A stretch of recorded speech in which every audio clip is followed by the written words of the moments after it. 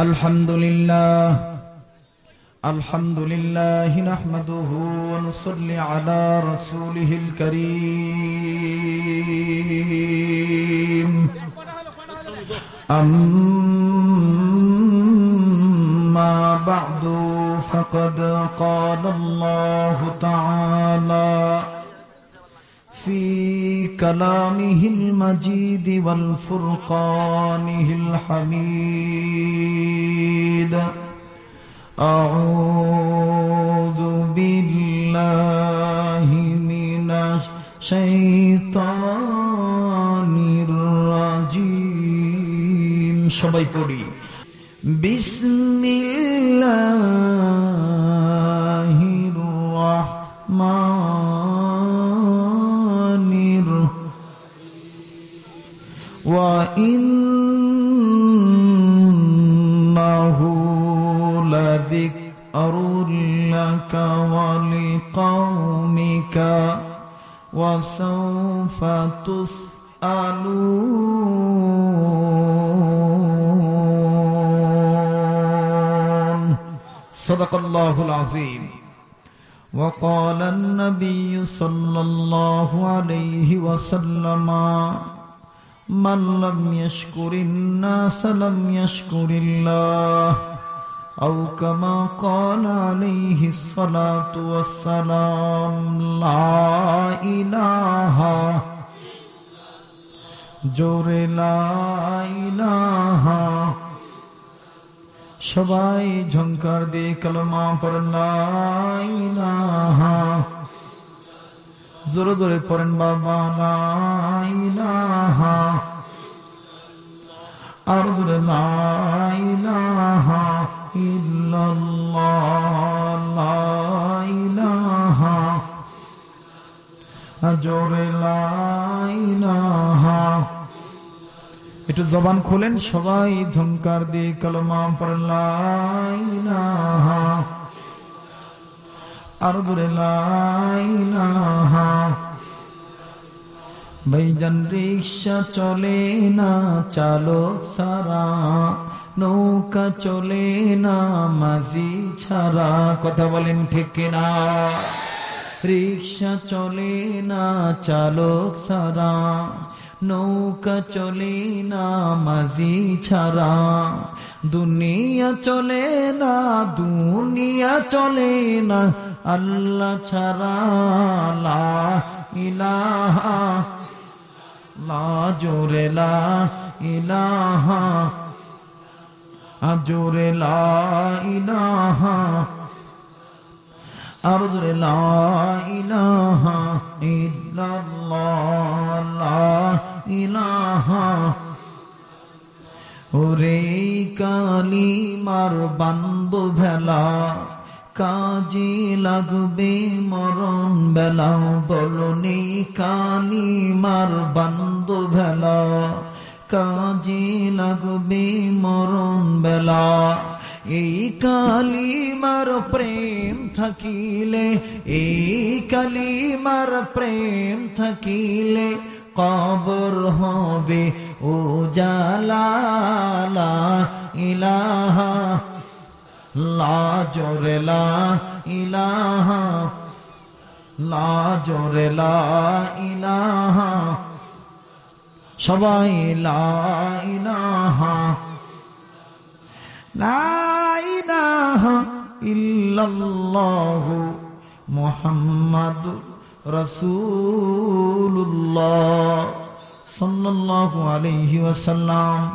রাত্র গভীর হয়ে গেছে, মোহাম্মতের জবান খুলে আল্লাহ নামে একটু জিকির করব, গুনাহ মাফের আশায়, তওবা কবুলের আশায়, ওলি আল্লাহ হওয়ার মজলিসে জবান খুলে মোহাম্মতে পড়ি আল্লাহ আল্লাহ আল্লাহ আল্লাহ।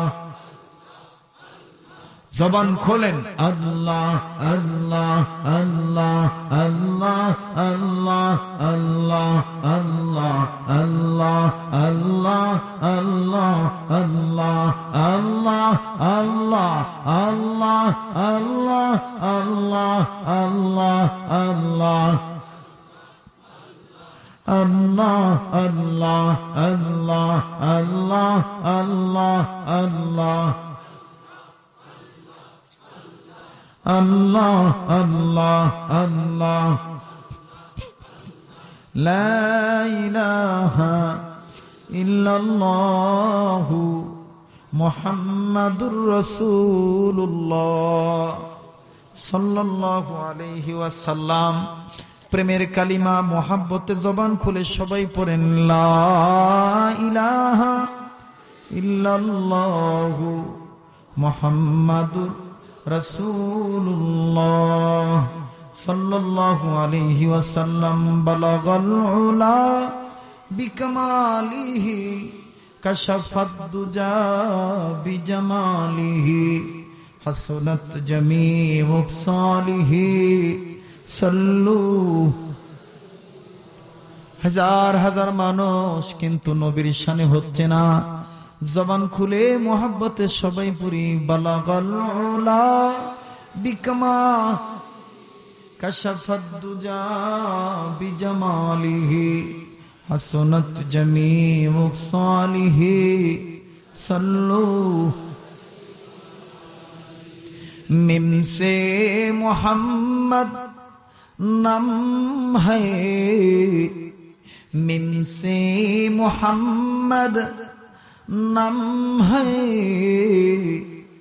जिस नबी का नाम मोहम्मद उस मोहम्मद नबी खुदा का प्यारा है। बलगल उला बिकमा कशफत दुजा बिजमालिही हसनत जमीउ सालिही सल्लू। সবাই পড়ি সাল্লাল্লাহু আলাইহি ওয়াসাল্লাম। অন্ধকার এই শিবনগর হাফিজিয়া মাদ্রাসার উন্নতিকল্পে হাফেজ ছাত্রদের দিস্তারে ফজিলত প্রদান উপলক্ষে ঐতিহাসিক ইসলামী জলসা তাফসীরুল কোরআন ওয়াজ ও দুয়ার মাহফিলের শ্রদ্ধাভাজন সম্মানিত সভাপতি, আজকের মাহফিলের আমন্ত্রিত সম্মানিত অতিথিবৃন্দ, মঞ্চে উপস্থিত আছেন চেয়ারম্যান মহোদয় সহ, স্টেজে উপস্থিত আছেন যোগ্য বুজুর্গ অনেক ওলামায়ে কেরাম, এলাকার গণ্যমান্য ব্যক্তিবর্গ, বিশিষ্ট রাজনীতিবিদ অনেকে আছেন, শিক্ষিত গুণীদের ব্যক্তিত্ব অনেক উপস্থিত হয়েছেন। তিনারা সহ বিভিন্ন দিক ও বিভাগ থেকে ছুটে আসা ইসলাম প্রিয় যুবক ভাইরা, বাবার বয়সী মুরব্বীরা, পর্দার অন্তরালে সুমনতা মা ও বোনেরা, ছোট ছোট আমার কলিজার টুকরারা, স্কুল কলেজ মাদ্রাসা ছাত্র ভাইরা, কচি কাঁচা সোনার মানিকেরা, আমার ভাইরা, আমার বন্ধুগণ উপস্থিত হয়েছেন। আজকের মাহফিলের সম্মানিত প্রধান অতিথি আলহাজ মাওলানা হারুন রিয়াজি সাহেব দামাত বারাকাতুল আলিয়া বারাকাল্লাহু ফি হায়াতি ওয়া রাফা'না লাকা যিকরাক, বলেন আমিন। একটু জোরে বলেন আল্লাহুম্মা আমিন। তিনি সহ আসুন আমরা প্রত্যেকেই সবাই দল মত নির্বিশেষে আল্লাহর দরবারে শুকরিয়া আদায় করি যে আল্লাহ দয়া করে মায়া করে আমাকে আপনাকে কোরআনুল কারীমের মাহফিলে, ওলামায়ে কেরামের মজলিসে, বেহেশতের বাগানে আসার বসার সুযোগ দান করে দিয়েছেন। সবাই কালিমাতুশ শুকর আদায় করি, সবাই পড়ি আলহামদুলিল্লাহ। এতগুলো মানুষ কিন্তু শুকরিয়ার আওয়াজ হলো না।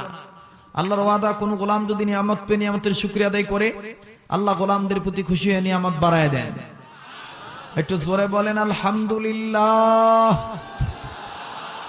এবার সেই নবীর পক্ষে দুরূদ শরীফ পাঠ করি, যেই নবী আমার আপনার জানের জান, যিনি আশিক রাসূলদের প্রাণ, যিনি সৃষ্টির মূল হাবিব রাসূল, মদিনার বুলবুল মক্কার দুলাল, সেই নবীর শানে উচ্চ আওয়াজে দুরূদ শরীফ পাঠ করি, শিরক মুক্ত বেদাত মুক্ত ভাবে সবাই জবান খুলে পড়ি সাল্লাল্লাহু আলাইহি ওয়াসাল্লাম। পড়েন বাবা, সবাই পড়েন সাল্লাল্লাহু আলাইহি ওয়াসাল্লাম। সম্মানিত সুধী, সবকিছু শুরুতে স্টার্টিং পয়েন্টে আমি জানতে চাচ্ছি, বাপ ভাইরা আমার, আপনারা সবাই কেমন আছেন? আমার ভাইরা, আমার বন্ধুগণ, আমি 2 ঘন্টা কথা বলি, চেষ্টা করব 2 ঘন্টা কথা বলার জন্য, কিন্তু কাজে একটু সময় ব্যয় হয়ে গেছে মাদ্রাসার জন্য। আপনারা কেউ রাগ করেন নাই তো? মন খারাপ করেন নাই তো? তো যাকে বেশি সময় থাকতে পারবো না, আপনারা অনেকে ধৈর্য ধরতে পারবেন না, ঘন্টা খানিক থাকলে সমস্যা হবে না তো? কতক্ষণ থাকবেন ইনশাআল্লাহ? হ্যাঁ, আল্লাহ যতক্ষণ আমাকে আপনাকে কবুল করে ইনশাআল্লাহ। এটা মাদ্রাসার মাহফিল। কিসের মাহফিল? যারা বলেন কিসের মাহফিল? মাদ্রাসার মাহফিল। মাদ্রাসা কার ঘর? আরে নবীর ঘর। কার ঘর? মসজিদ কার ঘর? যারা জবাব দিচ্ছেন না তারা কি ভয় পাচ্ছেন নাকি? হ্যাঁ, যারা চায় মাদ্রাসা বন্ধ হোক, আপনারা কি সেই দলের লোক নাকি? আরে মাদ্রাসা বন্ধ কেউ কোনোদিন করতে পারে নাই, পারবেও না। কথা বলেন ঠিক কিনা? আলেম ওলামার উপর যত নির্যাতন আসুক না কেন, যত কিছুই আসুক না কেন, আমার বন্ধুগণ, ইসলাম ছিল, ইসলাম আছে, ইসলাম থাকবে। ইসলামকে কেউ ধ্বংস করতে পারবে না। যারাই ধ্বংস করতে আসবে তারাই একদিন না একদিন সারখার হয়ে যাবে, ধ্বংস হয়ে যাবে। কথা বলেন ঠিক কিনা? নমরুদের পরিণতি যেমন হয়েছিল, ফেরাউনের পরিণতি যেমন হয়েছিল, এজিদের পরিণতি যেমন হয়েছিল, আবু জাহেল পরিণতি যেমন হয়েছিল, আমার বন্ধুগণ উতবা সাইবার পরিণতি যেমন হয়েছিল, এক কথা ইসলাম বিরোধীদের পরিণতি যেমন হয়েছিল অতীত যুগে, বর্তমানে যারা ইসলাম ধ্বংস করতে চায় তাদের পরিণতি এর চাইতে বড় ভয়ঙ্কর হবে ইনশাআল্লাহ। ইনশাআল্লাহ। কথা বলেন ঠিক কিনা? মাদ্রাসা কার ঘর? যারা বলেন কার ঘর? মসজিদ কার ঘর? আপনারা বলেন আল্লাহর ভগবান কি এক? মন্দির কার ঘর? মন্দির কার ঘর? ভগবানের ঘর। মন্দির ভগবানের ঘর। কথা বলেন ঠিক কিনা? মন্দির কার ঘর? ভগবানের ঘর। আপনারা বলেন ভগবান আর আল্লাহ কি এক? কথা কয় না কেন ভাই? ভগবান আর আল্লাহ কি এক? আমাদের দেশে কিছু বুদ্ধিজীবী বক্তব্য দিতে যেয়ে বলে, ভাই ভগবান যেমন আল্লাহ তেমন। নাউযুবিল্লাহ কোন বলে মা দুর্গা আসার কারণে ফলনে বৃদ্ধি হয়েছে। সোরার ঘরের সোরা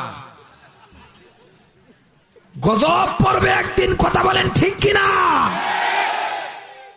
ধোঁকা দিয়া পোকা বানাইছ জনগণকে, তবে ধোকলামি সহ্য করবেন আল্লাহ। আল্লাহ এমন গজব দিবে, মামুর বাড়িতে যা পড়বা সোনার বাংলায় জায়গা হবে না ভণ্ড তোরে। কথা বলেন ঠিক কিনা? বলবো না?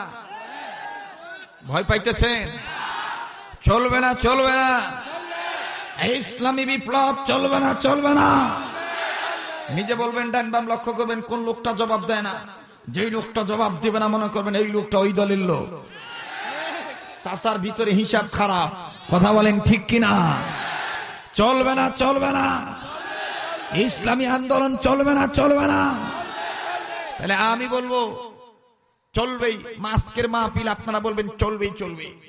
আজকের মাহফিল সামনের লোক চুপ থাকেন দেখি পিছনের লোকের পাওয়ার কেমন। আজকের মাহফিল আপনি একটু চুপ করেন, আমি পিছনের বাপ ভাইদের পাওয়ারটা দেখি। আজকের মাহফিল আপনারা বললে তোমরা তো আমার পিছনে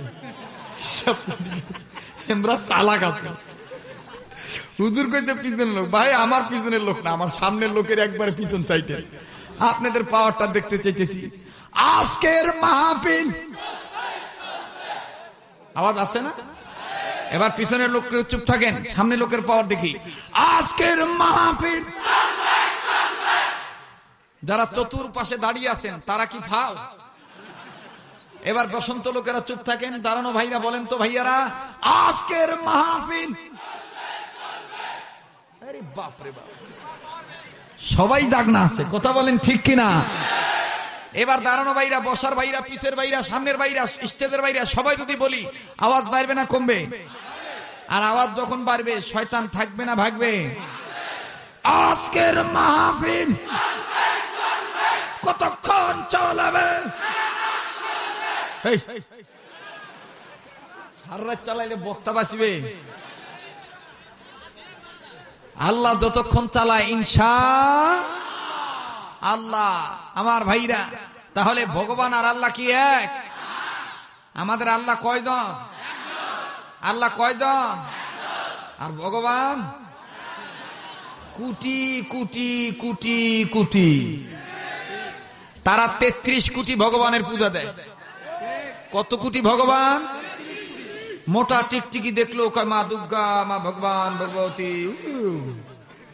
কথা বলেন ঠিক কিনা? তারা বড় ব্যাঙ দেখলো বলে এটাই আমাদের ভগবান। তারা বড় গাছ দেখলো কয় এটাই আমাদের ভগবান। মানে ভগবানের শেষ নাই।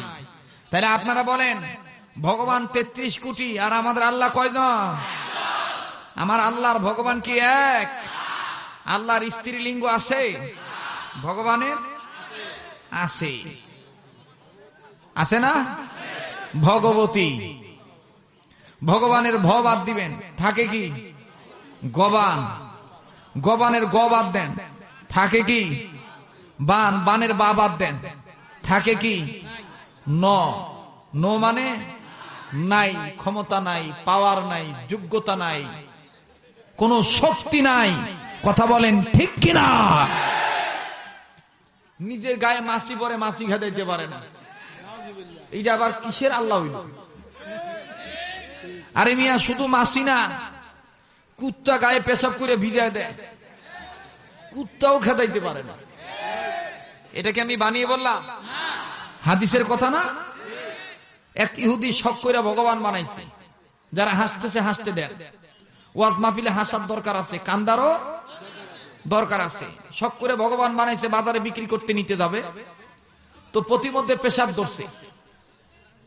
প্রতিমধ্যে পেশাব ধরছে। লোকটা ডাক দিয়ে কয় ভগবানকে কান্দে করে তো পেশাব করা যাবে না। ভগবান তো দেখে ফেললে লজ্জা। অতএব ভগবান রে রাস্তার পাশে দাঁড় করাইয়া আর এক পাশে গেছে পেশাব করতে বসতে। তো ওই বেচারা পেশাব করতেছে, আল্লাহর কি মেহেরবানি, কুত্তারও পেশাব ধরছে। কির পেশাব ধরছে? কুকুর। He is a dog. কুকুরের পেশাব ধরছে। তো কুকুর তো আর মানুষের মতন না। কুকুর পেশাব করার আগে এদিক ওদিক তাকায়, নাক দিয়া সঙ্গে এই জায়গায় পেশাব করা যাবে কিনা। আর আমাদের বাংলাদেশের মানুষের কি হইল, বাপ বেটা মিলে কন্ট্রাক্টরি দায়িত্ব নেয়, অন্য মানুষের ওয়াল ভিজি দেয়, রাস্তার পাশে দাঁড়ায় পেশাব করে। কথা বলেন ঠিক কিনা? মানুষ কুকুরের চাইতেও খারাপ হয়ে যাচ্ছে, ঠিক কিনা বলেন? কিন্তু কুকুর পেশাব করার আগে এদিক ওদিক তাকায়, আমার পেশাবের জায়গাটা উঁচা হবে কিনা, আমার পেশাবের জায়গা উঁচা হবে কিনা। কুকুরের পেশাব করার আগে দুইটা আলামত ধরা পড়ে। একটা হইল কুকুর কিন্তু সব পেশাব এক জায়গায় করেন। পার্বতীপুর থানায় 1 পোয়া, ফুলবাড়ি থানায় 1 পোয়া, আবার চিড়ির বন্দর থানায় নিয়ে করে 100টা, শেষমেশ সৈয়দপুর দেয়া করে আধা পোয়া। কথা বলেন ঠিক কিনা? 2 নম্বর আলামত হইল কুকুর কিন্তু বসে পেশাব করে না। কুকুরের পেশাবের জায়গাটা উঁচা হইতে হয়, আধা হাত পনে একা। তো এই কুকুর পেশাব করার আগে বলতে যে পেশাব করি কই, পেশাব করি কই, এদিক ওদিক তাকায় নজর করে দেখতেছে, হ্যাঁ কয়েকটা হাত উঁচু করে কয়েক ইঞ্চি জিহ্বা বাইর করে দাঁড়ায় আছে। কুকুর কয় পাইছি, এখানেই পেশাব করা যায়। কুকুর তো আর ভগবান টগবান চিনে না, কুকুর উঁচা হইলে ছেড়ে দেয়। এইবার কুকুর ডাইন ঠ্যাং উঁচা করে যখন স্প্রিটে স্প্রে করতেছে, স্প্রিটে স্প্রে করতেছে, কুকুরের পেশাব কম কিন্তু স্পিরিট বেশি। আর এখনকার মূর্তি খের আর মাটি দিয়ে বানায়, তখনকার মূর্তি কিন্তু পাথর কেটে কেটে বানাইতো আরব কান্ট্রিতে। তো পাথরের মূর্তির উপর অল্প পানি ঢাললেও কিন্তু আওয়াজ বেশি হয়। তো এই পাথরের গায়ে যখন কুকুর ঠ্যাং উঁচা করে স্পিরিটে পেশাব স্প্রে করতেছে, পেশাব কম আওয়াজ বেশি, স্যার স্যার একটা আওয়াজ হইতেছে। তো ভগবান আল্লাহ রাস্তার ওই পাশ থেকে বলতেছে, ব্যাপার কি, পেশাব করি সামনে, আওয়াজ কেন পিছের থেকে আসে? পেশাব করি সামনে, আওয়াজ কেন পিছের থেকে আসে? পিছন দিকে মুখ ফিরে দেখে যে সর্বনাশ, কুত্তা ভগবান বিদায় দিতেছে। এবার ওই কোন মতন আদা মাদা পেশাব করে ভগবানকে বাঁচানোর জন্য এই পাশ থেকে ওই পাশের কুত্তা খেদানের নিয়ত করে বলতেছে থাক থাক, থক থক করতে করে কুত্তা গেছে। এইবার ভগবানের কাছে যায়, নাক ধরে কয়, তুমি কিসের খোদা? তুমি তো হুদার ঘরের হুদা, তোমারে যাই মানে তাই সবকিছু থাকি দুদা। কথা বলেন ঠিক কিনা? আমাদের আল্লাহ কয়জন? যারা বলেন কয়জন? এই পরিচয়টা কোথায় আছে? আল্লাহর পরিচয় কোথায়? কোরআনে আল্লাহ পাক বলেন, বিসমিল্লাহির রাহমানির রাহিম, কুল হুয়াল্লাহু আহাদ, লিল্লাহু সামাদ, লাম ইয়ালিদ ওয়া লাম ইউলাদ ওয়া লাম ইয়াকুল লাহু কুফুয়ান আহাদ। আল্লাহু আকবার। জোরে কোন? কোরআন শুদ্ধ করে বলবেন, সারা জীবন হাত ঠিক থাকবে। আমাকে আগে যেমন দেখছেন এখনো তো তেমন। কি বলেন? ঠিক আছে না? নাকি বুড়ো হয়ে গেছি? কোরআনের পক্ষে থাকবেন, সারা জীবন যৌবন ঠিক থাকবে। আর কোরআনের বিরোধিতা করবেন, হারবাল খাইয়াও ঠিক হবেন না। কথা বলেন ঠিক কিনা? জোরে বলেন ঠিক কিনা?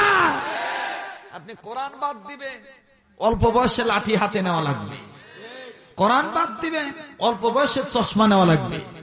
হে মুসলমান, কোরআনের পক্ষে থাকবেন, মর্যাদা বাড়ায় দিবে কে? জোরে বলেন কে? তাহলে সূরা ইখলাস আল্লাহর পরিচয় পত্র, 3 বার পড়লে এক কোরআন শরীফ খতম করার সওয়াব আমলনামায় আল্লাহ দিয়ে দিবে। মুসলমান, কথা যা বলবো সব গুরুত্ব সহকারে শুনবেন। কোরআন এমন একটা কোরআন, এই কোরআনের পক্ষে যদি আপনি গুনগুন করেন, তাও আল্লাহ আপনার প্রতি রাজি হয়ে মাফ করে দিবে। পড়তে যদি নাও জানেন, শিকার চেষ্টা থেকে ওযু সহকারে কোরআন ধরে যদি বলেন, আল্লাহ এটা তোর কিতাব, আমি তোর গোলাম, আল্লাহ তাও মাফ করে দিবে। বাস্তব আসেন, দেওবন্দ মাদ্রাসার প্রতিষ্ঠাতা আল্লামা মরহুম কারি তৈয়ব সাহেব রহমাতুল্লাহ আলাইহি, যিনি দীর্ঘ 53 বছর দেওবন্দ মাদ্রাসায় দায়িত্বরত অবস্থায় ছিলেন, তিনি অনেক ধর্মীয় গ্রন্থের প্রণেতা। তন্মধ্যে একটি কিতাব আমাদের আলেমদের কাছে, সারে আলেমদের কাছে মশহুর প্রসিদ্ধ কিতাবটা উর্দু কিতাব, নাম হলো খুতবাতে হাকিমুল ইসলাম। কিতাবটার নাম কি? যারা বলেন কি নাম? খুতবাতে হাকিমুল ইসলাম। এই খুতবাতে হাকিমুল ইসলামের মধ্যে তিনি সুন্দর করে একটা ওয়াকিয়া এইভাবে বলছে, আপনারা গ্রামের মানুষ তো, কথাটা শুনলে তৃপ্তি পাবেন, মজা লাগবে। আমি বলবো বাবা, বলবো সোনার ভাইরা, বলবো। দেখেন কোরআনের বরকত কত। আল্লাহু আকবার। ইন্ডিয়াতে এক এলাকায়, মূর্খ এলাকা, লেখাপড়া তেমন জানে না, এক কৃষক মারা গেছে। তো কৃষকের সন্তানেরা কৃষক বাবার লাশ নিয়ে বিপদে পড়ছে। এলাকার মুরব্বীর কাছে গেছে, মুরব্বীর কাছে দিয়ে ডাক দিয়ে বলতেছেন, দাদা বাবা মারা গেছে, বাবার লাশটা কেমনে কি করবো, কেমনে ধোয়ামো, কেমনে গোসল করামো, কেমনে কাপড়ের কাপড় পরামো, কেমনে কবরে রাখবো, কিছুই তো বুঝি না দাদা, আপনি যদি একটু শিখিয়ে দিতেন। দাদা কয়, তোরা যে পথের প্রতীক, আমিও সেই পথের প্রতীক, আমিও জানি না। আমাদের সমাজেও কিন্তু কিছু বুড়া আছে, এখনো দেখবেন অর্ধেক জীবন কবরে চলে গেছে, ওই তাও আকিজ বিড়ির মুতা ছাড়ে না। কথা বলেন ঠিক কিনা? আকিজ বিড়ির মুতা ছাড়ে না। আর এই বুড়ার বেটার ঘর দেখবেন বেশিরভাগ মৌলবীদের শত্রু, এরা মৌলবীদের দেখতে পারে না। সাওয়ালের কামায় খায়, বেকার থাকে, বেকার জীবন দ্বারা থাকে, তাদের তো শয়তানে ধরে। ওরা চার দোকানে বসে বসে ওই আকিজ বিড়ি টানবার চা খাবে আর গপ্প করি কবে, হুজুর ভালো না, হুজুর ভালো না। আর আজকে সোনার বাংলায় আলেমরা জেল খাটতেছে, আলেমরা কারাবন্দী। বিশ্বাস করেন, কোন যুবকদের ষড়যন্ত্রের কারণে না, এই 1961 সালের এই শয়তান মার্কা বুড়াদের চক্রের কারণে, চক্রান্তের কারণে আলেমরা জেলে পস্তাইতেছে। কথা বলেন ঠিক কিনা?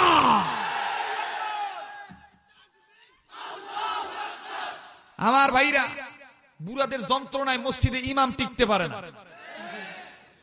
যুবকরা ইমাম রাখে আর বুড়ারা পায়তারা করে, শয়তানি করে মসজিদের ইমামকে হটায়। কথা বলেন ঠিক কিনা? বাংলাদেশের যুবক আলেমদের পক্ষে না বিপক্ষে? জনগণের পক্ষে না বিপক্ষে? আমার সোনার বাংলাদেশের সোনার ছেলেরা আলেমদের জন্য নিজের রক্তটা বিলিয়ে দিতে রাজি আছে। আলেমদের কোনো ক্ষতি হতে দিবে না ইনশাআল্লাহ। কথা বলেন ঠিক কিনা? আলেমদের পক্ষে যদি তোমাদের ডাক আসে, ও দিনাজপুরের ভাইরা, ফুলবাড়ির ভাইরা, উত্তরবঙ্গের ভাইরা, বাংলাদেশের ভিতরে সবচেয়ে বড় ডিস্ট্রিক্ট দিনাজপুর, দিনাজপুরের ভাইরা, যুবক ভাইরা, তোমরা কে কে আলেমদের পক্ষে রাজি আছো? মাতলুম আলেমদের পক্ষে দু হাত তুলে আল্লাহকে দেখাও। লিল্লাহি তাকবীর, লিল্লাহি তাকবীর। কোরআন সুন্নাহর আলো, কোরআন হাদিস যেখানে, আলেম উলামা যেখানে, লিল্লাহি তাকবীর। কষ্ট হচ্ছে বাবা? বিরক্ত হচ্ছেন নাকি আপনারা? কোনো ভয় নাই। ভয় আছে? ভয় নাই রে, কোনো ভয় নাই, আল্লাহ যদি থাকে সহায়। কথা বলেন ঠিক কিনা? সবার বলতে হবে ভয় নাই রে, কোনো ভয় নাই, আল্লাহ যদি থাকে সহায়। বলেন ভয় নাই রে, নাই বলেন ভয় নাই রে, কোনো ভয় নাই, আল্লাহ যদি থাকে সহায়। দুর্গম গিরিপথ পাড়ি দিয়ে যায়, দুর্গম গিরিপথ পাড়ি দিয়ে যায়, ভয় নাই রে, কোনো ভয় নাই, আল্লাহ যদি থাকে সহায়। কথা বলেন ঠিক কিনা? যুগে যুগে ইতিহাসে লেখা দেখা যায়, আল্লাহর পথে যারা কাজ করে যায়। যুগে যুগে ইতিহাসে লেখা দেখা যায়, আল্লাহর পথে যারা কাজ করে যায়, বিনা পরীক্ষাতেই পাস নিয়ে হয়। কখনো আল্লাহ পরীক্ষা করতে পারে জেলে ঢুকাইয়া, কখনো আল্লাহ পরীক্ষা করতে পারে ফাঁসির মঞ্চে তুলিয়া, কখনো আল্লাহ পরীক্ষা করতে পারে ক্রস ফায়ারে দিয়া, কখনো আল্লাহ পরীক্ষা করতে পারে সন্তান কেড়ে নিয়া। আমরা ইসলামের পক্ষে নাস্তিকদের মোকাবেলায়, মুরতাদের মোকাবেলায় সকল পরীক্ষায় উত্তীর্ণ হতে রাজি আছি। মুতিলের কাছে মাথা নত করতে রাজি নয়।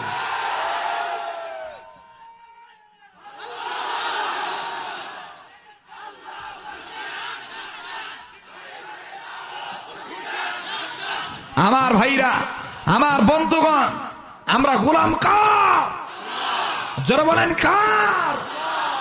তো মুরব্বী ডাক দিয়ে বলতেছেন, নাতিরে, তোরা যে পথের প্রতীক, আমিও সেই পথের পথিক। আপনারা কি ভয় পাচ্ছেন? কোনো ভয় নেই। ভয় থাকলে কার জন্য আছে? যারা বলেন আল্লাহর জন্য। কোন দলীয় বক্তব্য এখানে দেওয়ার জন্য আসি নাই। যা বলবো কোরআনের পক্ষে বলবো, মাজলুম আলেমদের পক্ষে বলবো, মাজলুম মুসলমানের পক্ষে বলবো। আজকে তাকিয়ে দেখেন ইরাকের দিকে, তাকিয়ে দেখেন আফগানের দিকে, তাকিয়ে দেখেন চেচনিয়ার দিকে, তাকিয়ে দেখেন বসনিয়ার দিকে, তাকিয়ে দেখেন সোমালিয়ার দিকে, তাকিয়ে দেখেন সিরিয়ার দিকে, তাকিয়ে দেখেন ফিলিস্তিনের দিকে, তাকিয়ে দেখেন কাশ্মীরের দিকে, তাকিয়ে দেখেন আমার দেশের পার্শ্ববর্তী রাষ্ট্র মায়ানমারের দিকে। কথা বলেন ঠিক কিনা? পিছে ফিরে তাকাবার সময় নাই। সামনে চলছি ইসলামী আন্দোলন করে, সামনে চলতে থাকবো। হয় মরবো, না হয় বাঁচবো। ইসলামের পক্ষে জীবন দিতে গেলে জীবন দিতে রাজি আছি। কোন প্রকার বাধা প্রতিবন্ধকতা মেনে ইসলামী আন্দোলন থেকে এক চুল পরিমাণ পিছপা হতে রাজি না হয়।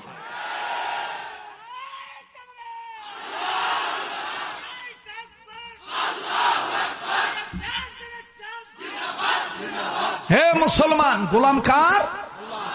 তো মুরব্বী ডাক দিয়ে বলতেছেন, বাবারে, তোরা যে পথের প্রতীক, আমিও সেই পথের প্রতীক। তবে শোন, একটা পরামর্শ দিই। পরামর্শ হলো, আমাদের এই এলাকার রাস্তা দিয়ে অনেক আলেম উলামা যায়। একজন মৌলবী ঠেকাইয়া মৌলবীর কাছ থেকে শিখে নিও, মৌলবীর কাছে জিজ্ঞাসা করিও, মৌলবী সাহেব শিখাই দিবে। মৌলবীর এটা ভালো জানে। মৌলবীর দরকার আছে না নাই? কথা কয় না। মৌলবীর দরকার হলে মাদ্রাসার দরকার আছে না নাই? তাহলে যারা বলে মাদ্রাসায় ছেলে মেয়ে পাঠাবেন না, যারা বলে মাদ্রাসায় ছেলে মেয়ে পাঠাবেন না, তারা কি মৌলবীদের পক্ষে না বিপক্ষে? পক্ষে না বিপক্ষে? তো এইবার মৌলবী সাহেবকে ঠেকানোর জন্য এলাকার ওই সন্তানরা মৃত বাবার লাশ এক জায়গায় রেখে সন্তানরা মৌলবী সাহেবের সামনে দাঁড়াইয়া ডাক দিয়ে বলতেছেন, মৌলবী সাহেব আসতেছেন, কিস্তি টুপি মাথায় দিয়া পদচালিত বাহন সাইকেল চালিয়ে চলে আসতেছে। সন্তানরা সামনে দাঁড়ায় বলতেছেন, চাচা मौलवी साहब आप यहाँ तक खड़ा हो जाए। मौलवी साहब बोलतेছেন, लड़का हम क्यों के लिए खड़ा हो जाए, जल्दी बताओ। ছেলে ডাক দিয়ে বলতেছেন, চাচা আমার বাবা মারা গেছে, আমার বাবারে কেমনে কবর দেবো, কেমনে লাশটা ধোয়ামো, কেমনে মাটি দিমো, চাচা আমরা কিছুই বুঝি না, আপনি আলেম মানুষ, আপনি যদি শিখিয়ে দিতেন। তো মৌলবী সাহেব বলতেছেন যে আমি মৌলবী সাহেব, এটা আমার নৈতিক দায়িত্ব। খুতবাতে হাকিমুল ইসলামের মধ্যে কারি মরহুম তৈয়ব সাহেব রহমতুল্লাহ লেখেন যে ওই মৌলবী সাহেব বলতেছেন আমার অফিস টাইম 10টায়, এখন বাজে 8টা, এখনো 2 ঘন্টা বাকি আছে, ঠিক আছে তোমাদের বাবার লাশটা বের করে দাও, আমি নিজে শিখিয়ে দিচ্ছি। মারহাবা বলে। এটা আলেম ওলামার নৈতিক দায়িত্ব কিনা?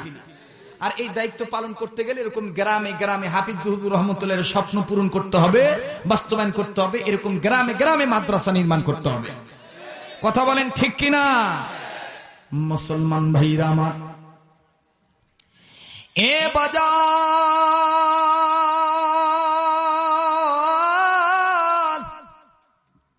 এইবার মাওলানা সাহেব নিজে ডাক দিয়ে বললেন, তোমাদের বাবার লাশটা বের করে দাও।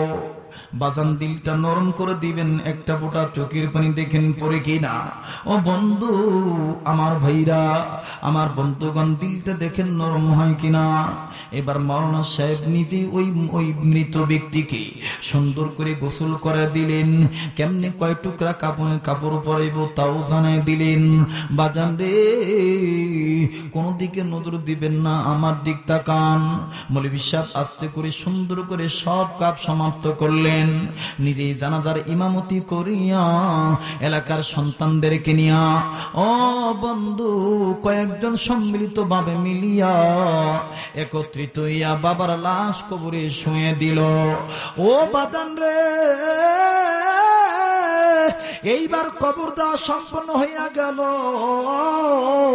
কবরের মাটি দেওয়া সম্পন্ন হইয়া গেল। মৌলবী সাহেব ডাক দিয়ে বলতেছেন, হাম চলে যাই, আমি তো চলে যাব, এখন চলে গেলাম, বিদায় নিলাম। এ বাজান খুতবাতে হাকিমুল ইসলামের মধ্যে কারি মরহুম তৈয়ব সাহেব রহমতুল্লাহ লেখেন, ওই মৌলবী সাহেব অফিসে চলে এসে ওই দিন আবার অফিসের কর্মচারী ঘোষণা করেছে, আপনারা নিজ নিজ আইডি কার্ড দেখানো ছাড়া কেউ ঢুকবেন না। আমাদের অফিসের জিএম ঘোষণা করে দিয়েছি, আপন আপন আইডি কার্ড বের করা লাগবে, আইডি কার্ড ছাড়া কেউ আজকে অফিসে ঢুকতে পারবেন না। এ বাজান, এবার সবাই যার যার আইডি কার্ড বের করতেছে। আমার বন্ধুগণ, আমার ভাইরা, প্রত্যেকে নিজ নিজ আইডি কার্ড বের করতেছে। আমার ভাইরা সবাই যার যার আইডি কার্ড বের করছে, কিন্তু এই মাওলানা সাহেব, ওই মৌলবী হুজুর একবার ভিতরের পকেট হাতায়, আর একবার বাইরের পকেট হাতায়, একবার বুক পকেটে হাত দেয়, আর একবার ভিতরের পকেটে হাত দেয়। পার্শ্ববর্তী কর্মচারী ডাক দিয়ে বলতেছেন, মাওলানা আপনি কি খুঁজতেছেন বলেন তো দেখি। মাওলানা সাহেব ডাক দিয়ে বলতেছেন, ভাইজান বাড়ি থেকে তো আমি আইডি কার্ড নিয়ে আইছিলাম, কিন্তু কই আমার পকেটে তো কোনো পকেটেই নাই। এ বন্ধু বলতে বলতে এবার লোকেরা ডাক দিয়ে বলতেছেন, মাওলানা মনে হয় কোথাও তোমার আইডি কার্ড পড়ে গেছে। এবার মাওলানা ডাক দিয়ে কয়, আমার মনে পড়েছে, মাই সমঝায়, আমি বুঝতে পেরেছি, আমার মনে পড়েছে, আমার ইয়াদ হইছে, আমার স্মরণ হইছে, আমি আইডি কার্ড ওই মৃত ব্যক্তির কবরে ফালায় রেখে এসেছি। আমার আইডি কার্ডটা ওই মরা ব্যক্তির কবরে পড়ে গেছে। কোন ব্যক্তির কবরে? জোরে বলেন, কোন ব্যক্তির কবরে? ওই ব্যক্তির কবরে খুব খেয়াল করবেন। এবার মাওলানা সাহেব সাইকেল চালাইয়া একটা দৌড় মারিয়া এলাকায় যে ডাক দিয়ে বলতেছেন, বাবা গো, তোমরা বিপদে পড়ছিলা, আল্লাহর পক্ষ থেকে আমি আইছি, এখন আমি বিপদে পড়েছি, বেটা তোমরা আমারে বাঁচাও আল্লাহর মেহেরবানিতে। ছেলেরা ডাক দিয়ে বলতেছেন, চাচা আপনি মৌলানা সাহেব, আপনি মৌলবী মানুষ, আপনার আবার কি বিপদ? ডাক দিয়ে বলতেছেন, বেটা রে আমি তোমাদেরকে জানাইতে চাই, তোমার বাবার লাশটা কবরে রাখতে যাইয়া, ও বাবা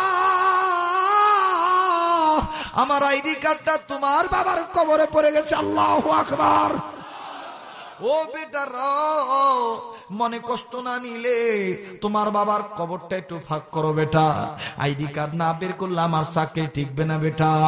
এবার ছেলেরা ডাক দিয়ে বলতেছেন, চাচা গো অবশ্যই বাইর করতেছি। এবার বাদান কবরের লাটাই, কবরের কাঠি, কবরের চাটি, কবরের মাটি, কবরের চাটাই যখন একটু সরাইলো, কবরটা ফাঁক করলো। এ বাজান কবর একটু সামান্য ফাঁক হইছে। মাওলানা সাহেব নজর করে দেখতেছে, ওই কবরের ভিতর থেকে এত সুন্দর সুঘ্রাণ বের হইতেছে, তামাম এলাকার মানুষ ওই খুশবুতে মাতোয়ারা হয়ে গেছে। আর একটু জোরে বলেন সুবহানাল্লাহ, আর একবার জোরে বলেন সুবহানাল্লাহ। মাওলানা ডাক দিয়ে বলতেছেন, আল্লাহ গো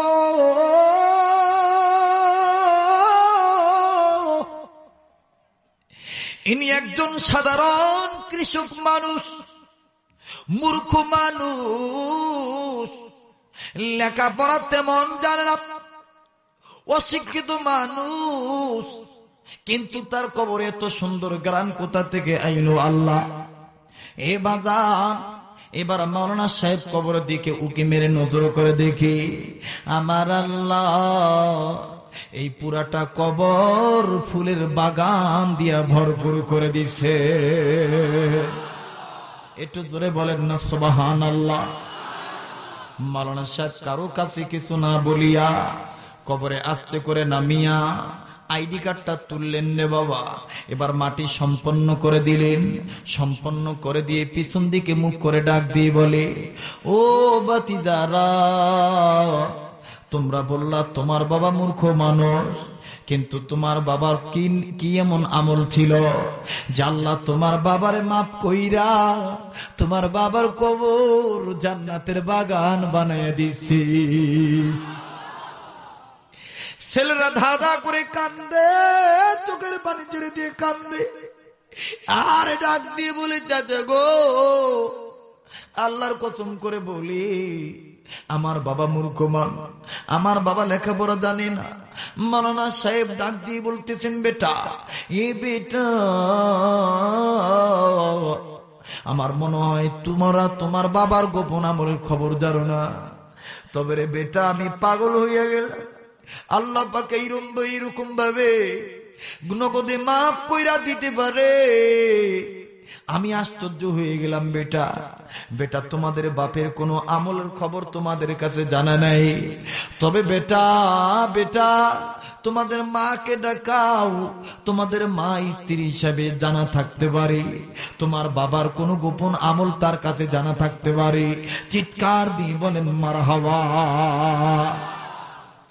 এবার ভাইরা আমার বন্ধুগণ, মহিলাকে ডাকা হলো, ছেলেরা মাকে ডাকতে বলেন, মা গো বাবার কি এমন গোপন আমল ছিল মা, আপনি বলেন তো দেখি মা। মহিলা ডাক দিয়ে বলতেছেন, বেটা আমার তোর বাবার কোনো গোপন আমল আমার কাছে ধরা পড়ে না।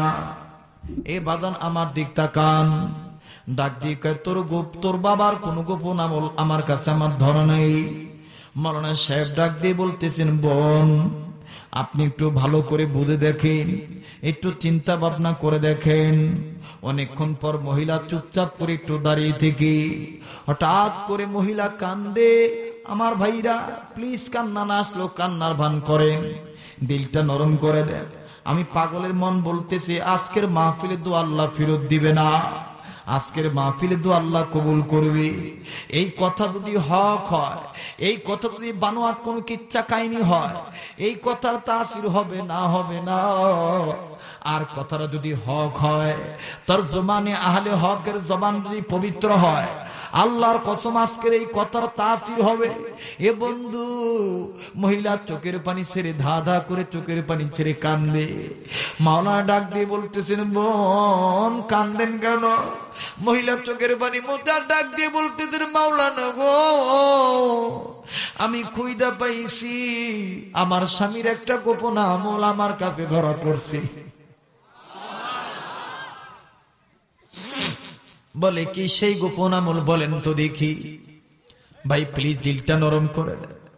ও বন্ধু প্লিজ দিলটা নরম করে দেন বাবা, কোন দিকে নজর দিবেন না।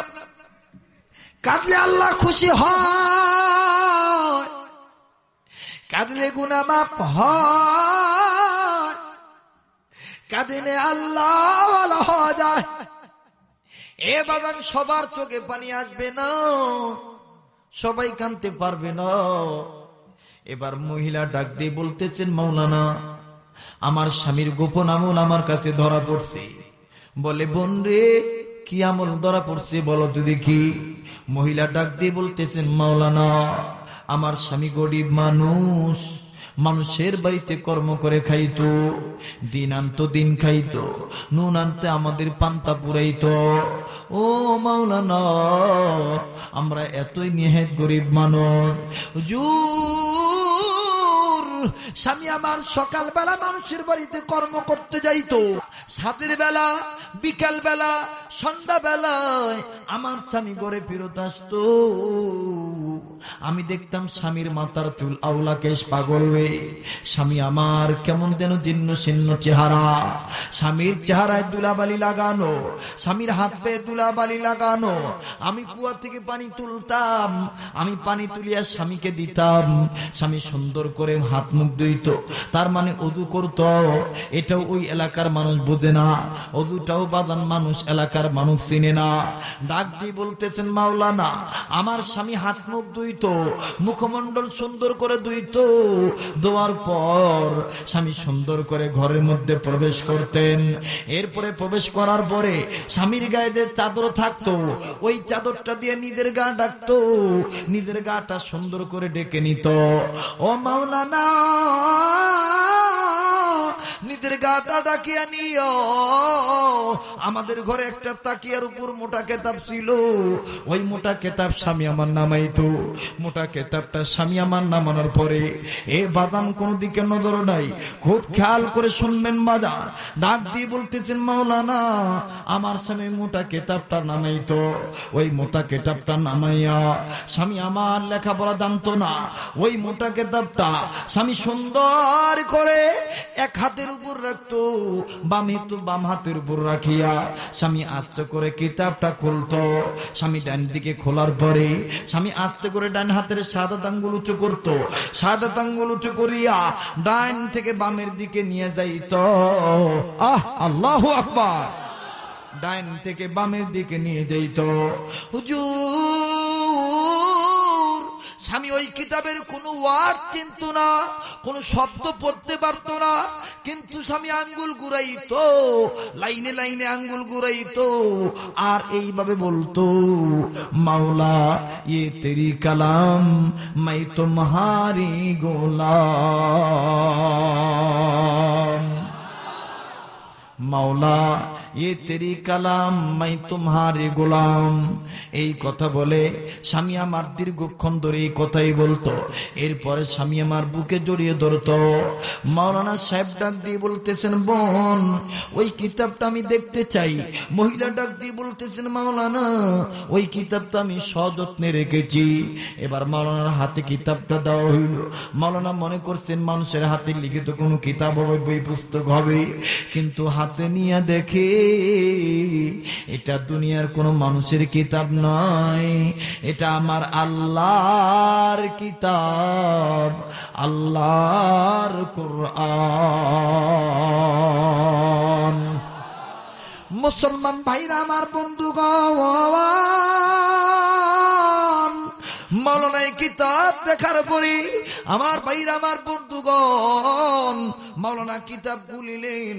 আমার বন্ধুগণ মাওলানা কিতাব খোলার পরে এবার লাইনকে লাইন তাকাইলে আমার বন্ধুগণ লাইনে লাইনে দেখিয়া মাওলানা ওই কোরআনের আয়াতের মধ্যে দেখতে পাচ্ছি। এ বন্ধু দেখিয়ে অবাক হয়ে গেল, চুমা খাইয়া আল্লাহু আকবার বলে বুকে জড়িয়ে ধরলো। আমার ভাইরা, আমার বন্ধুগণ, কার ছবি দেখতে পাইল, কিসের চিহ্ন দেখতে পাইল? বন্ধু পয়েন্টটা ভুলে গেলে আমাকে মনে করায় দিবেন, আমি আপনাদেরকে শোনায় দেব ইনশাআল্লাহ। একটু পয়েন্টটা মনে রাখবেন প্লিজ। শেষ বলো সব বলো তা। আর 15-20 মিনিটের মতন আমি বক্তব্য দিয়া দোয়া করি, ফিনিশিং দিয়া আমার বন্ধুগণ বিদায় নিয়ে চলে যাব ইনশাআল্লাহ। ও বাজান খুব খেয়াল করে শুনবেন, কোন দিকে নজর নেই। আল্লাহ রাব্বুল আমিন ডাকতে বলেন, নবী গো আমার কোরআনুল কারীম আমি আল্লাহ পাক আপনার উপর নাযিল করেছি। এই কোরআন আমি আল্লাহ আপনার জন্য, ওয়ালি কওমিকা আপনার জাতির জন্য আমি আল্লাহ মহা সম্মানের বস্তু বানিয়ে দিছি। চিৎকার দিয়ে বলেন সুবহানাল্লাহ। এটা কোন কোরআন শরীফ? এ বাজান, এই কোরআনুল কারীমের ইত্তেবা যদি কেউ করে, এই কোরআন যদি কেউ মেনে নেয়, আল্লাহ পাক সূরা তোহার মধ্যে বলে দিয়েছে, ফামানিত্তাবিআল হুদায়া ফালা ইয়াদিল্লু ওয়ালা ইয়াশকা। আমার বন্ধুগণ, আমার ভাইরা, আল্লাহ পাক বললেন কোন ব্যক্তি যদি এই হুদার ইত্তেবা করে, আমি আল্লাহ তাদেরকে অসম্মানিত করব না, আমি আল্লাহ তাদেরকে ইজ্জতওয়ালা করে দেব। চিৎকার দিয়ে বলেন সুবহানাল্লাহ। লা ইলাহা, জোরে লা ইলাহা ইল্লাল্লাহ। থামেন, একটা কথা জিজ্ঞাসা করতে চাই। আমি মুসাফিরের সাথে মা বাবার নামে একসাথে দোয়া করে বাড়িতে যাবেন, রাজি আছেন না ভাইয়ারা? পিছনের ভাইয়ারা কি বলেন, রাজি আছেন না? সবার ভাগ্যে মোনাজাত জুটবে না, সবাই থাকতে পারবে না। মাশাআল্লাহ, কানায় কানায় ভরপুর এলাকার লোক চলে এসেছেন। মুসলমান ভাইরা আমার, দিলটা নরম করে দিবে, কোন দিকে নজর নাই। এ বাজান, রব্বে কারীম কোন কোরআনুল কারীমের ইত্তেবা করলে ইজ্জতওয়ালা করে দিবে, আল্লাহ পাক অসম্মানিত করবেন না। এই কোরআন সম্বন্ধে আমার আল্লাহ রব্বুল আমিন ডাক দিয়ে বললেন, নবী গো এই কোরআনের পক্ষে যারা আসবে, আমি আল্লাহ তাদের জীবনের গুনাহ মাফ করে দেব, আমি আল্লাহ আমলনামায় জান্নাত থেকে ধন্য করে দেব। চিৎকার দিয়ে বলেন সুবহানাল্লাহ। আমার আল্লাহ বলেন, ওয়াল্লাহু ইয়াদউ ইলাল জান্নাতি ওয়াল মাগফিরাতি বিইذনিহি ওয়া ইউবাইনু আয়াতিহি লিন-নাসি লাআল্লাহুম ইয়াতাযাক্কারুন। বলেন আল্লাহু আকবার। আল্লাহ বললেন, নবী গো এই কোরআনের পক্ষে যারা আসবে, আমি আল্লাহ পাক তাদের দুরুদিনী পুরস্কার দেব। 1 নম্বরে বান্দা বান্দির জীবনের গুনাহ মাফ করে দেব। 2 নম্বরে আমি আল্লাহ রাব্বুল আমিন বান্দা বান্দির আমলনামায় জান্নাত লিখে ধন্য করে দেব। জোরে বলেন সুবহানাল্লাহ, আরো জোরে জোরে বলেন সুবহানাল্লাহ। আমার ভাইরা, আমার বন্ধুগণ, লম্বা আমি করব না রে বাজান। আল্লাহ পাক ডাক দিয়ে বললেন, নবী গো এই কোরআনুল কারীম আমি আল্লাহ আপনার জন্য, ওয়ালি কওমিকা আপনার জাতির জন্য আমি আল্লাহ মহা সম্মানের বস্তু বানাইলাম। প্লিজ দিলটা নরম করে দিবেন। এ বাজান, এই কোরআনুল কারীম মানার কারণে আল্লাহ পাক নারীদের ইজ্জত বাড়াইছি, আল্লাহ পাক পুরুষদের ইজ্জত বাড়াইছি। এ মুসলমান বাজান, দিলটা নরম করে দেন গো বাবা। হযরত উম্মুল মুমিনিন জগৎজননী মা আয়েশা দয়াল নবী রাসূল সাল্লাল্লাহু আলাইহি সাল্লামকে ডাক দিয়ে বললেন, নবী গো আপনি জবাব দিবেন, আপনি বলেন তো নবীজি, ও পয়গম্বর আপনি বলেন, কিয়ামতের ময়দানে কোন কোন নারী হাসতে হাসতে জান্নাতে যাবে? আপনি বলেন তো দেখি নবীজি। নবী আমার ডাক দিয়ে বললেন, আয়েশা আমি নবী তোমাকে বলে দিয়েছি, তুমি শুনে নাও। কিয়ামতের ময়দানে 3 জন নারী বিনা হিসাবে হাসতে হাসতে আল্লাহর জান্নাতে ঢুকবে। কয়জন নারী? জোরে বলেন কয়জন? আর একবার বলেন কয়জন? মা আয়েশা বললেন, নবীজি 1 নম্বর কোন মহিলা? প্লিজ খুব খেয়াল করবে, আজকের যত ভেজাল মহিলাদের কারণে। কথা বলেন ঠিক কিনা? স্টার জলসা দেখতে দেখতে রাত গভীর হইয়া যায়, সকালবেলা বিছানা থেকে উঠতে পারে না। বন্ধুগণ, আগের যুগের মা বোনেরা নিজের ছেলে মেয়েকে মক্তবে পাঠাইতো, আর এখনকার ছেলে মেয়েরা, আমার বন্ধুগণ, নিজের ছেলে মেয়েকে মক্তবে পাঠানোর কথা ভুলে যায়। কথা বলেন ঠিক না বেঠি? আল্লাহর হাবিব ডাক দিয়ে বলেন, আয়েশা রে, আমি নবীজি তোমাকে বলে দিলাম, শুনে নাও, কিয়ামতের ময়দানে তিনজন নারী হাসতে হাসতে জান্নাতে যাবে। রাসূল ডাক দিয়ে বলার পরে উম্মুল মুমিনিন জগজ্জননী মা আয়েশা বললেন, নবীজি, এক নম্বর কোন মহিলা? দিলটা নরম করে দিবেন, মোবাইল থাকলে রেকর্ড করে নিবেন। ডাক দিয়ে বলতেছেন, এক নম্বরে হযরত আনাস রাদিয়াল্লাহু তাআলা আনহুর মা। কার মা? জোরে বলেন কার মা? আর বাকি থাকলো কয়জন? আমার নবী ডাক দিয়ে বলেন, আয়েশা রে, এক নম্বরে আনাসের মা। মা আয়েশা বললেন, নবী গো, আনাসের মা কোন কারণে জান্নাতে যাবে? নবী আমার ডাক দিয়ে বললেন, আয়েশা,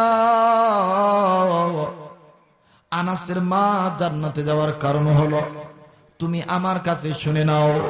এ বন্ধু, আনাস রাদিয়াল্লাহু তাআলা আনহুমা কি কারণে জান্নাতে যাবেন? হাসতে হাসতে রাসূল ডাক দিয়ে বললেন, ও আয়েশা, আনাসের মা একদিন এমন একটা দোয়া করেছিলেন, আল্লাহর কাছে খুব পছন্দ হয়েছে। আল্লাহ ওই দিনই আনাসের মাকে জান্নাতি বলে ঘোষণা করেছেন। মা আয়েশা বললেন, কোন দিনের দোয়া? এ বন্ধু, কোন দিনের দোয়া? আমি আপনাদের মাঝে বলে দিই, আনাস রাদিয়াল্লাহু তাআলা আমার নবীজি ঘনিষ্ঠ সাহাবী, রাসূলের খেদমত করেছেন দীর্ঘ 12 বছর। রাসূলের খাস সাহাবী, খাস খাদেমের নাম হলো হযরত আনাস। আনাস রাদিয়াল্লাহু তাআলা আনহু নবীজি দরবার থেকে বাড়িতে ফিরে আসে। ভাইজান, সন্ধ্যাবেলায় যখন আনাস বাড়িতে আসে, আনাসের মা আনাসের মুখের দিকে তাকায়। আল্লাহ, আমার আনাস খাইছে কিনা জানি না। আল্লাহ, আনাসের মা একবার মুখের দিকে তাকায়, আর একবার আনাসের পেটের দিকে তাকায়। ও বন্ধু, আনাস রাদিয়াল্লাহু তাআলা মাকে সালাম দিয়া কারোর সাথে কোনো কথা না বলে বন্ধু শটান দেহি সুন্দর করে শয়ন কক্ষে চলে যায়। বিছানার উপর যখন পিঠ রেখে দেয়, আনাস ঘুমিয়ে যায়। কিন্তু আনাসের মা নজর করে দেখে আনাস একটা হাত আনাসের পেটের উপর দিয়া ঘুমায়। আনাসের মা বুঝতে পারে আনাসের পেটে খিদা, পেটটা পিঠের সাথে লেগে গেছে। এ বাজান, দিলটা নরম করে দিবে। আনাস রাদিয়াল্লাহু তাআলা মা বারবার প্রতিদিন আনাসকে এরকম করে দেখতেছেন। বাজান, আনাস কোন দিন খায় আর কোন দিন খায় না, কিন্তু আনাসের মা কোনো কিছু বলে না। দেখতে দেখতে দেখতে দেখতে একদিন আনাসের মা দেখতেছেন আনাস রাদিয়াল্লাহু তাআলা পেটের এক কন্যারে ছোট্ট ছোট্ট দুটি পাথর বান্দা। আল্লাহু আকবার! ছোট্ট ছোট্ট দুটি পাথর বান্দা। আনাসের মা, প্লিজ বাজান, অনুরোধ করতেছি, আল্লাহর হস্তে কেউ মাঝখান থেকে বিশৃঙ্খলা করবেন না। এ মুসলমানেরা, অন্তরে কি মার ভালোবাসা নাই? অন্তরে কি বাবার ভালোবাসা নাই? এই মুসাফিরের সাথে দু হাত তুলে তুমি দোয়া করে বাড়িতে যাইবা। আমি কিছুক্ষণের ভিতরে ওয়াশ ফিনিশিং দিয়ে দেব, একসাথে দোয়া করে একসাথে বিদায় হবো ইনশাআল্লাহ। একটু ধৈর্য ধরেন বাজান। শয়তান কিন্তু চাইবে না যে আজকের মাহফিলে দোয়া কবুল হোক। শয়তান বুঝে ফেলছে এই পাগল মুসাফির আব্দুল খালেক শরীয়তপুরি যে প্রেমের খেলা খেলছে, আজকে তো আল্লাহ দোয়া কবুল করবে। এ বাজান, আনাসের মা দাদা করে চোখের পানি ছেড়ে দিয়া আল্লাহ রব্বুল আমিনকে ডাক দিয়ে বললেন, আল্লাহ, আমার আনাসের পেটে পাথর বান্ধা আল্লাহ। এইবার আনাসের মা কোনো কিছু না বলে, আমার বন্ধুগণ সকাল যখন হলো, হযরত আনাস রাদিয়াল্লাহু তাআলা আনহুর মা, আমার বন্ধুগণ, আমার ভাইরা, আস্তে করে আনাসের যখন ঘুম ভাঙলো, আনাসের মা ডাক দিয়ে বললেন, বাবা আনাস, তুমি দয়া করে একটা দাওয়াত তুমি নাও, আমার নবীকে তুমি বলে দিও আমি আনাসের মা দয়াল নবীকে আমার বাড়িতে দাওয়াত দিয়া খাওয়াবার চাই। একটু চিৎকার দিয়ে বলেন সুবহানাল্লাহ, আর একটু জোরে বলেন সুবহানাল্লাহ। আনাস রাদিয়াল্লাহু তাআলা ডাক দিয়ে বললেন, মা গো, আমার নবীকে আপনি দাওয়াত দিয়েছেন, ও মা আপনি কি খাওয়াইবেন? আনাসের মা ডাক দিয়ে বলতেছেন, আমি যা পারি তাই খাওয়াবো, তবে আল্লাহ রসুলকে খুশি করার চেষ্টা করব। এবার আনাস যাইয়া নবীকে ডাক দিয়ে বললেন, নবী গো, আমার মা আপনাকে দাওয়াত দিছি, মা গো আমার মা আপনাকে দাওয়াত দিছি, আপনি আমার মায়ের দাওয়াত কবুল করেন।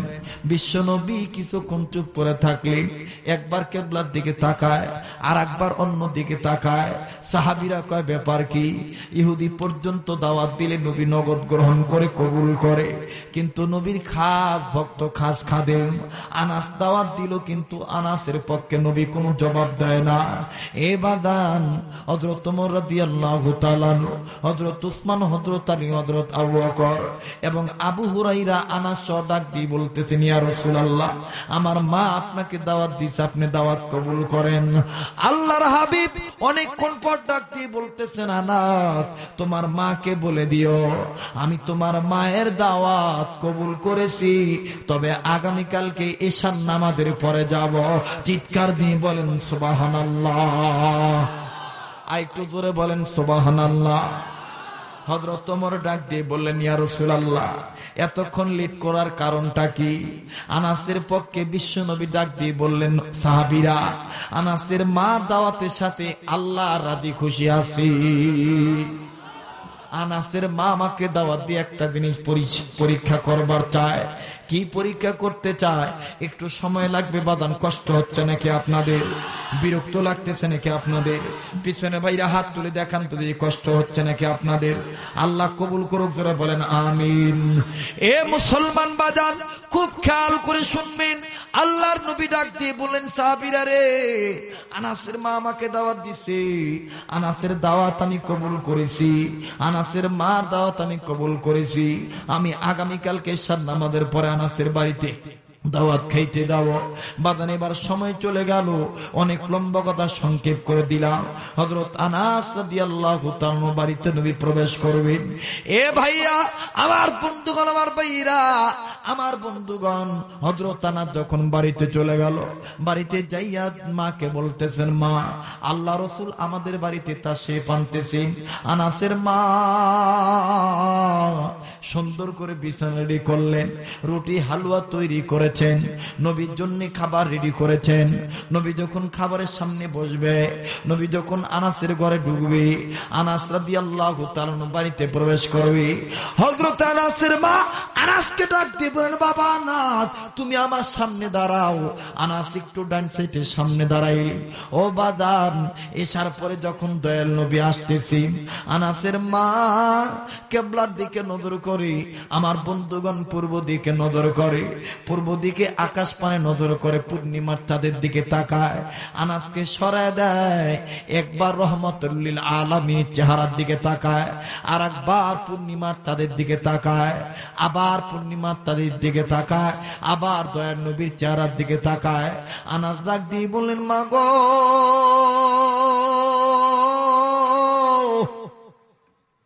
এতবার কেন পূর্ণিমার চাঁদ দেখতেছেন, নবীর চেহারা দেখতেছেন? আনাসের মা ডাক দিয়ে বলতেছেন, বাবা আনাস, ওয়াল্লাহি বিল্লাহি তাল্লাহি, আল্লাহর কসম করে বলি, আমার দিলের খবর আল্লাহ তাআলা গায়বী মদদ দ্বারা দয়াল নবীর কাছে পৌঁছে দিয়েছে। আমি দাওয়াত দিয়েছি দুইটা নিয়ত করে। এক নাম্বার নিয়ত, আমি নবীজির চেহারার আলো দেখব। এ বাবা আনাস, আমি আকাশের দিকে নজর করে পূর্ণিমার চাঁদের আলো দেখতে পাইলাম। আল্লাহর কসম, আল্লাহর কসম, পূর্ণিমার চাঁদের আলোতে কলঙ্ক আছে, পূর্ণিমার চাঁদের গায়ে দাগ আছে, কিন্তু আব্দুল্লাহর ছেলে এতিম নবী মুহাম্মদ রাসূলুল্লাহ সাল্লাল্লাহু আলাইহি সাল্লামের চেহারা মুবারকে, নূর মুবারকে কোনো দাগ নাই। চিৎকার দিয়ে বলেন সুবহানাল্লাহ।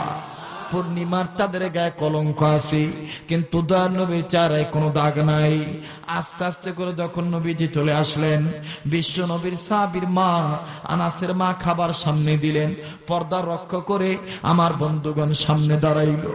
আমার নবীজি বিসমিল্লাহ বলে খাবার স্টার্ট করবে, প্লিজ দিলটা নরম করে দিবেন। এইবার আনাসের মা বিশ্ব নবীকে ডাক দিয়ে বললেন, নবী বেয়াদবি মাফ করবেন, আপনি একটু পরে খানায় বিসমিল্লাহ বলবেন, আগে আপনার কাছে আমি একটা দোয়া চাই। রাসূল বলতেছেন, কি দোয়া? বলে, হুজুর এটার জন্য তো আপনাকে দাওয়াত দিছি। নবী বলে, কি দোয়া? আমার বন্ধুগণ এবার রাসূলকে আনাসের মা ডাক দিয়ে বলতেছেন, নবীজি আমার আনাসকে কি আপনি খাওয়ান না? বলে, কেন? কয়, আমার আনাস মাঝে মধ্যে বাড়িতে আসলে আমি দেখছি পেটটা পেটের সাথে লেগে যায়, আমি মাঝে মাঝে দেখছি আনাসের পেটে কেমন জানি পাথর বান্ধা। এই কথা যখন প্রশ্ন করেছেন, আমার নবীজি কান্দারে ডাক দিয়ে বলেন, আনাসের মা আমি খাইলে তোমার আনাস খায়, আমি খাইলে তোমার আনাস খায়, আমি না খাইলে তোমার আনাস খায় না। এর আনাসের মা আমার পেটে তখন পাথর বান্ধি, তোমার আনাসও পেটে পাথর বান্ধে। আনাসের মা ডাক দিয়ে বলতেছেন, দয়াল নবী গো আমি আনাসের পেটে পাথর বান্ধা দেখছি। এবার দয়াল নবীকে আনাস ডাক দিয়ে আনাসের মা ডাক দিয়ে বলতেছেন, নবী গো আপনি আমার বেটা আনাসের জন্য একটু দোয়া করেন, আমার বেটা আনাসকে যেন আল্লাহ ধনী বানায় দেয়। আল্লাহর হাবিব খাবার তুই দাঁড়ায় গেলে, দাঁড়ায় বলতেছেন, মা গো আমার মা নাই, বাবা নাই গো মা, ও মা আপনি আনাসের মা জীবিত আছেন, আপনি আগে আপনার আনাসের জন্য দোয়া করবেন, আমার চাইতে আপনার দোয়া আগে কবুল হবে। চিৎকার দিয়ে বলেন সুবহানাল্লাহ। ও আনাসের মা আপনি দোয়া করেন, আমি নবী আপনার দোয়ার সাথে শরীক হব, আমি আমিন আমিন বলবো। এইবার আনাসের মা আনাসকে কেন্দ্র করে হাত তুলে বলতেছেন, আল্লাহ আমার আনাসকে তুমি ধনী বানিয়ে দাও, আল্লাহ রিজিকের অভাব দূর করে দাও। আল্লাহর হাবিব বলতেছেন আমিন। বন্ধুগণ রাসূল দোয়া শেষ করলেন, আনাসের মাও দোয়া শেষ করলেন, মুখটা মুছলেন, কিতাব প্রমাণ করে বাবা। দোয়া যখন কমপ্লিট হয়ে গেল, 1 বছর পরে দেখা গেল অন্যান্য মানুষের খাজুরের গাছে বছরে একবার খাজুর ধরে, কিন্তু আনাস রাদিয়াল্লাহু তাআলা আনহুর গাছে বছরে 2 বার আল্লাহ আনাসের বাগানে খাজুর দেন। দোয়া কবুল হয়েছে না হয় নাই? এ বাজার হযরত আনাসের মা রাসূলকে দোয়া শেষে ডাক দিয়ে বললেন, নবীজি আমার আনাসকে আপনি নবীর খেদমতে আমি মরণ পর্যন্ত দান করে দিলাম, আপনি নবীর খেদমতে আমি দান করে দিলাম। এ মায়েরা নিজের বাচ্চাদেরকে এরকম মাদ্রাসায় পাঠিয়ে দিবেন, আলেমদের কাছে পাঠিয়ে দিবেন। আল্লাহর হাবিব ডাক দিয়ে বলেন, আনাসের মা তোমার নাম আল্লাহ পাক জান্নাতের খাতায় লিপিবদ্ধ করেছেন, তুমি হাসতে হাসতে জান্নাতে যাইবা। বন্ধুগণ মা আয়েশা ডাক দিয়ে বলতেছেন, নবীজি এটা গেল 1 নম্বর মায়ের কথা, এবার বলেন আর 2 জন কোন মহিলা, আমি কি বলবো না দোয়া করে দেব?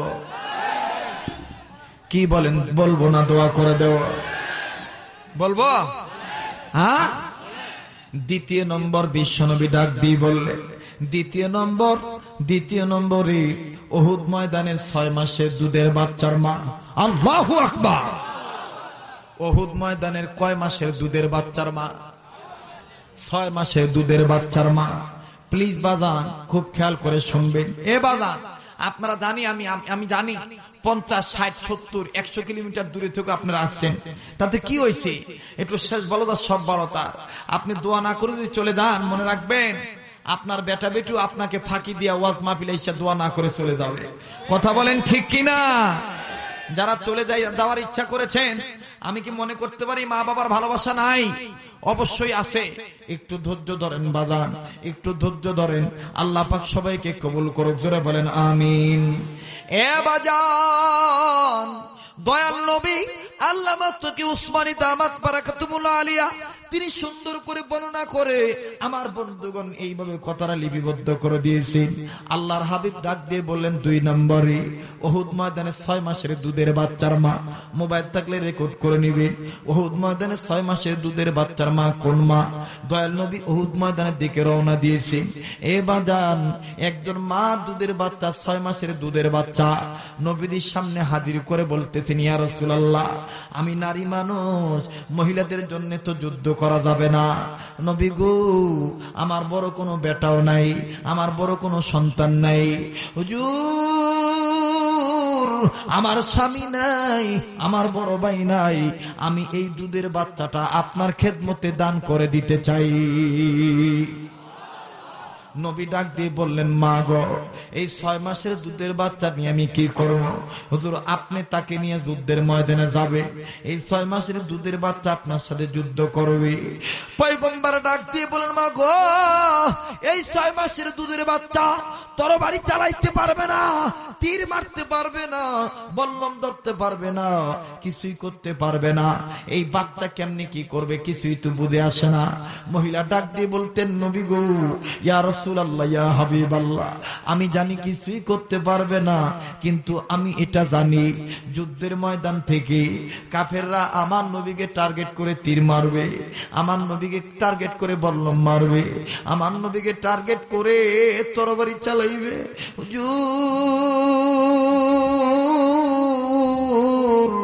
আমার নবীর দিকে যখন কাফেররা তীর চালাইবে, নবী গো, আপনি নবীকে হেফাজত করার জন্য আমার এই 6 মাসের দুধের বাচ্চাকে আপনি ডাল বানাইয়া কাফেরদের তীর ঠেকাইবে। পয়গম্বর নিজে কেন্দ্রে দিয়ে বলেন, মা গো, মা, আপনি আমাকে এত ভালোবাসেন, আপনার সন্তানের বুকে তীর লাগবে, আপনার সন্তানের কলিজা ফুটু হয়ে যাবে, আপনাকে তো মা মা বলে ডাকতে পারবে না। মহিলা ডাক দিয়ে বলে, নবী গো, বাচ্চা গেলে বাচ্চা পাওয়া যাবে, কিন্তু আমার নবীজি চলে গেলে আমার দয়াল নবীকে কোথায় পাবো?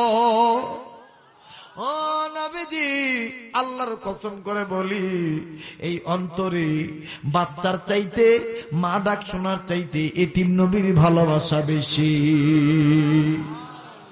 রাসূল ডাক দিয়ে বললেন, মা গো, তোমার এই দানটা আল্লাহ এত পছন্দ করেছেন, জিবরাইল আমিন আমার কানে কানে বলে দিল, তোমার নাম আল্লাহ পাক জান্নাতের খাতায় লিপিবদ্ধ করেছেন।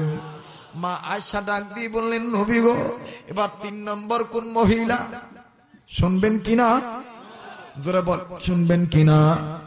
এ বাবা, যারা দাঁড়িয়ে আছো, যদি বসার জায়গা পাও বসে বড়, আমি এটা শেষ করে কিন্তু দোয়া করে বিদায় হয়ে যাও। বাজান রে, অনেকক্ষণ ধরে মঞ্চে উঠেছি, কোন দিক দিয়ে 2-2.5 ঘন্টা চলে গেল টের পাইলাম না। আপনাদের কি কষ্ট হচ্ছে নাকি বাবা? শেষ পর্যন্ত আখিরি মোনাজাত পর্যন্ত কোন কোন ভাই আমার আছেন, কোন কোন বাপ আমার আছেন, 2 হাত তুলে দেখান তো দেখি। আল্লাহ তুমি কবুল করে নাও, জোরে বলেন আমিন। আরো জোরে জোরে বলেন আমিন। হাত উঠান, হাত উঠান, সবাই হাত উঠান। আর একবার একটু বেহেশতের বাগানটা সাজান, আর একটা তাকবীর দেন, লিল্লাহে তাকবীর, লিল্লাহে তাকবীর। লা ইলাহা ইল্লাল্লাহ, জোরে লা ইলাহা। এত বড় মাহফিলে দোয়া না করে যাবেন না। এতগুলো মানুষের মধ্যে কি আল্লাহর ওলি কেউ নাই? জোরে বলেন, কেউ নাই? আল্লাহ কাকে ওলি বানায় আজকে দোয়া কবুল করবে আল্লাহই ভালো জানে। নারায়ে তাকবীর। মুসলমান ভাইরা আমার, 3 নম্বরে আমার নবী ডাক দিয়ে বলেন, আয়েশা 3 নম্বরে ইসলামের প্রথম শহীদ মা সুমাইয়া বিনতে জানদান রাদিয়াল্লাহু তাআলা আনহা জান্নাতে যাবে। নবী কেন? নবীজি ডাক দিয়ে বলতেছেন, আয়েশা এই সুমাইয়ার মতন ঈমান মজবুত করে কেউ অটল রাখতে পারে নাই। আবু জাহেল কত নির্যাতন চালাইছে, কিন্তু সুমাই ঈমান ছাড়ে নাই। প্লিজ দিলটা নরম করে দেন, আমার দিক তাকান রে বাবা। একাধিকবার যদি এই কথাটা শুনেছে, কিন্তু আজকের ওয়াজে আমার বন্ধুগণ বিষয়বস্তুতে এই আলোচনাটা চলে আসছে, এই জন্য আমি বলেই দিলাম। এ বাজান আমার বন্ধুগণ, আমার ভাইরা, কিতাব প্রমাণ করে উম্মুল মুমিনিন জগৎজননী মা আয়েশাকে আমার নবীজি ডাক দিয়ে বলতেছেন, আয়েশা মা সুমাইয়া যখন কালেমা পড়তেছেন লা ইলাহা লা জোরে লা ইলাহা, নিষ্ঠুর আবু জাহেল সুমাইয়ার ঘরের কাছে যাইয়া ডাক দিয়ে বলে, সুমাইয়া রে ঈমান রাখবি না ছাড়বি? মা সুমাইয়া ডাক দিয়ে বলে, জীবন দিতে রাজি আছি, ঈমান দিতে রাজি নাই। আবু জাহেল বলে, সোজা আঙ্গুলে কি উঠবে না? আঙ্গুল আমার বাঁকা করা লাগবে।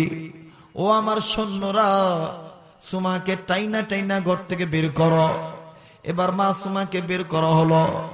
শত শত নর নারীর সামনে সুমাইকে বলা হলো, সুমাইয়া তোমাকে এখন বেজ্জতি করব, কাপড় খুলে দেখি তোমাকে তোমার কোন আল্লাহ বাঁচায়। মা সুমাইয়ার কাপড় খুলে যখন উলঙ্গ করতে যায়, মা সুমাইয়া ডাক দিয়ে বলেন, আল্লাহ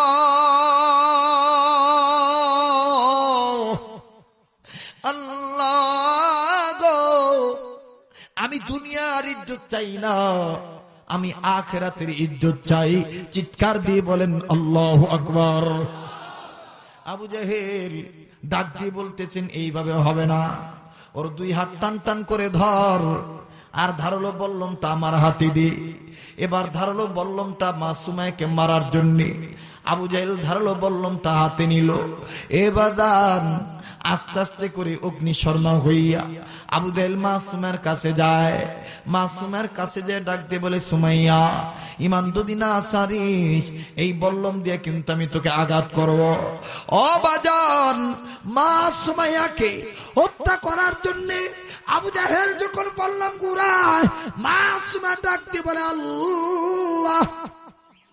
একটা ডাক দেন তো, আল্লাহ। একটু জোরে বলেন আল্লাহ, আর একটু জোরে বলেন আল্লাহ, আর একটু মায়া করে গুনাহ মাফের আশায় বলেন আল্লাহ। মা সুমাইয়া ডাক দিয়ে বলেন, আল্লাহ। আবু জাহেল তোমাকে মেরেই ফেলবে, কিন্তু মরার আগে আমি সুমাইয়া তোমাকে দাওয়াত দিলাম, আল্লাহ আল্লাহ তুমি আমাকে একটু দেখে যাও, আল্লাহ আমার চোখের সামনে তুমি জান্নাতের দরজা খুলে দাও। ভাইরা আমার বন্ধুগণ, আবু জাহেল আল্লাহ নাম শুনিয়া আর খেপে গেল, পায়ের পাতা রক্ত মাথার তাদি দুটি গেল। নিষ্ঠুর আবু জাহেল বল্লমটা লইয়া আমার বন্ধুগণ মা সুমাইয়ার পেটে মারল না, পিঠে মারল না, এই বল্লমটা লইয়া মা সুমাইয়ার তলপেট বরাবর আঘাত করে দিল। এ বাদান মা সুমাইয়া বল্লমের আঘাত খাইয়া জমিনে কাঠ হয়ে পড়ে গেল। আল্লাহকে ডাক দিয়ে বললেন, আল্লাহ নিষ্ঠুর আবু জাহেল আমাকে হত্যা করতেছে, আল্লাহ আল্লাহ গো, আমি তোমাকে দাওয়াত দিলাম, তুমি বুঝি আমার দাওয়াত কবুল করো নাই। আবু জাহেল আবার বল্লম দিয়ে আঘাত করে, এ বাজার রক্তে রঞ্জিত হয়ে গেছে। মা সুমাইয়া এবার কেবলার দিক তাকায়া হাসে। আবু জাহেল বলে, ব্যাপার কি, পাগলা হয়ে গেল নাকি? আর কেউ মারিস না, সুমাইয়া পাগল হয়ে গেছে। সুমাইয়া না কান্দি আছে, মা সুমাইয়া এবার হাসতেছে, আবার চোখের পানি ছেড়ে বলে, আমি পাগল না রে, আমি পাগল না, তবে ঠিক বলেছিস আবু জাহেল, আমি দুনিয়ার পাগল না, আমি হইলাম জান্নাতের পাগল, আমি আমার নবীর পাগল, আল্লাহর পাগল। হে আবু জাহেল, তোরা আমি যা দেখি তোরা তা দেখিস না, আমি আমার আল্লাহকে দাওয়াত দিছি, আমার আল্লাহ আমার দাওয়াত কবুল করছি, আমার মালিক আমার চোখের সামনে জান্নাতের দরজা খুলে দিছি, আমি জান্নাতের দরজা খুলে দেখে হাসতেছি। এ বাজার, আল্লাহর হাবিব ডাক দিয়ে বলেন, আয়েশা, কিয়ামতের ময়দানে এই সুমাইয়া হাসতে হাসতে জান্নাতে যাবে। বাজান, তাইলে 1 নম্বরে আনাস রাদিয়াল্লাহু তাআলা আনহু মা, 2 নম্বরে উহুদ ময়দানের 6 মাসের দুধের বাচ্চার মা, 3 নম্বরে মা সুমাইয়া জান্নাতে যাবে। উম্মুল মুমিনিন জগৎজননী মা আয়েশা বললেন, দয়াল নবী গো, এই মহিলাদের সাথে আর কি কোন মহিলা জান্নাতে যাইতে পারবে না? নবী বললেন, আয়েশা, কোন মা বোন যদি 4টা কাজ করে, কথা বলেন কয়টা কাজ? 1 নম্বরে 5 ওয়াক্ত নামাজ পড়বে, 2 নম্বরে রমজান রোজা রাখবে, 3 নম্বরে লজ্জাস্থানে ইবাদত করবে, 4 নম্বরে স্বামীর খেদমত করবে। এই 4টা কাজ যে মায়েরা বোনেরা করবে, আল্লাহ পাক এই মা বোনদেরকেও জান্নাতে দিবে। আল্লাহ তুমি কবুল করে নাও, বলেন আল্লাহ, একটু জোরে বলেন আল্লাহ। মুসলমান ভাইরা আমার, এবার দেখেন এ বন্ধু, কোরআন শরীফে কার চেহারা দেখা গেল, কিসের চিহ্ন দেখা গেল, কিসের দাগ দেখা গেল? আল্লামা কারি মরহুম তৈয়ব সাহেব রহমতুল্লাহ লেখেন, মাওলানা মৌলভী সাহেব নজর করে দেখতেছেন, আল্লাহর কোরআনের লাইনে লাইনে, দাগে দাগে, লাইনে লাইনে আল্লাহর বান্দার আঙ্গুলের ছাপ দেখা যায়। আল্লাহ পাকের গোলামের আঙ্গুলের দাগ লেগে আছে। এই মূর্খ লোক, কৃষক মানুষ, কোরআনকে মোহাব্বত করার কারণে আমার বন্ধুগণ আঙ্গুল নাড়ছে আর বলছেন, মাওলা ये तेरी কালাম মাই तुम्हारी গোলাম, আল্লাহু আকবার। এ বন্ধু আমার ভাইরা, এই কোরআনের সাথে মোহাব্বত রাখলে ইজ্জত বাড়বে না কমবে? আল্লাহ পাক নিজেই বলে দিয়েছেন, ওয়া ইন্নাহু লাযিকরুল লাকা ওয়া লিকাওমিকা ওয়া সাওফা তুসআলুন।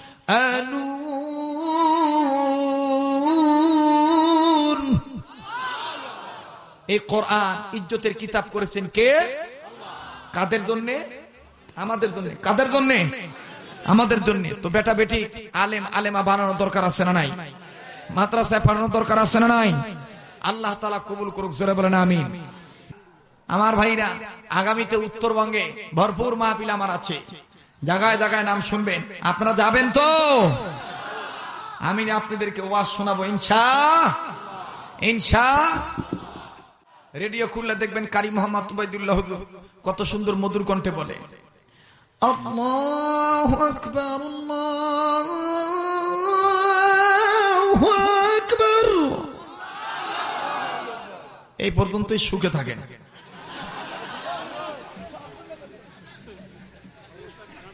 আমার অবস্থা কেরাসিন হয়ে যাচ্ছে ভাই, কলিজা শুকিয়ে গেছে।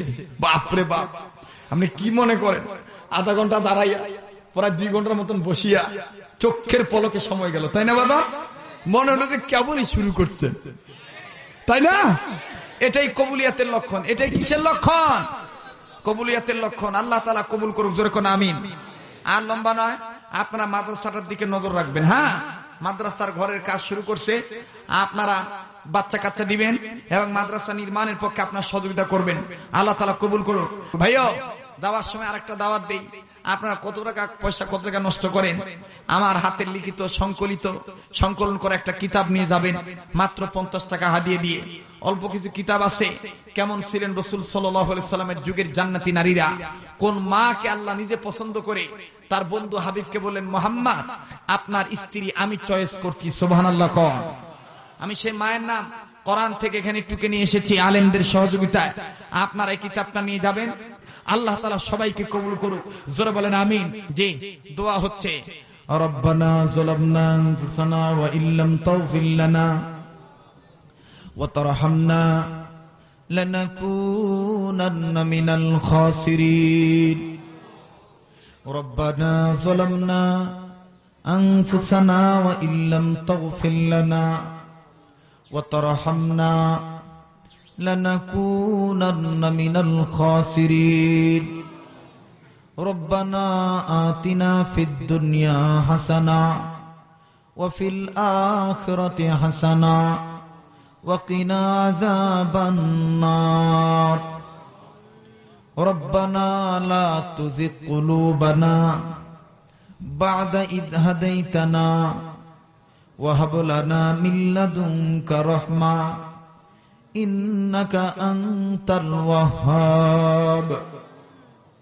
রব্বিরহামহুমা কামা রাব্বায়ানি সগীরা।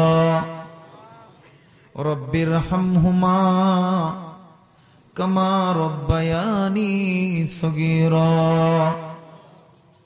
আল্লাহুম্মা বাল্লিগ সালাতানা ওয়া সালামানা ওয়া কিয়ামানা ওয়া রুকুআনা ওয়া সুজুদানা ওয়া সিয়ামানা ইলা নূরি রওজাতিল মদিনা।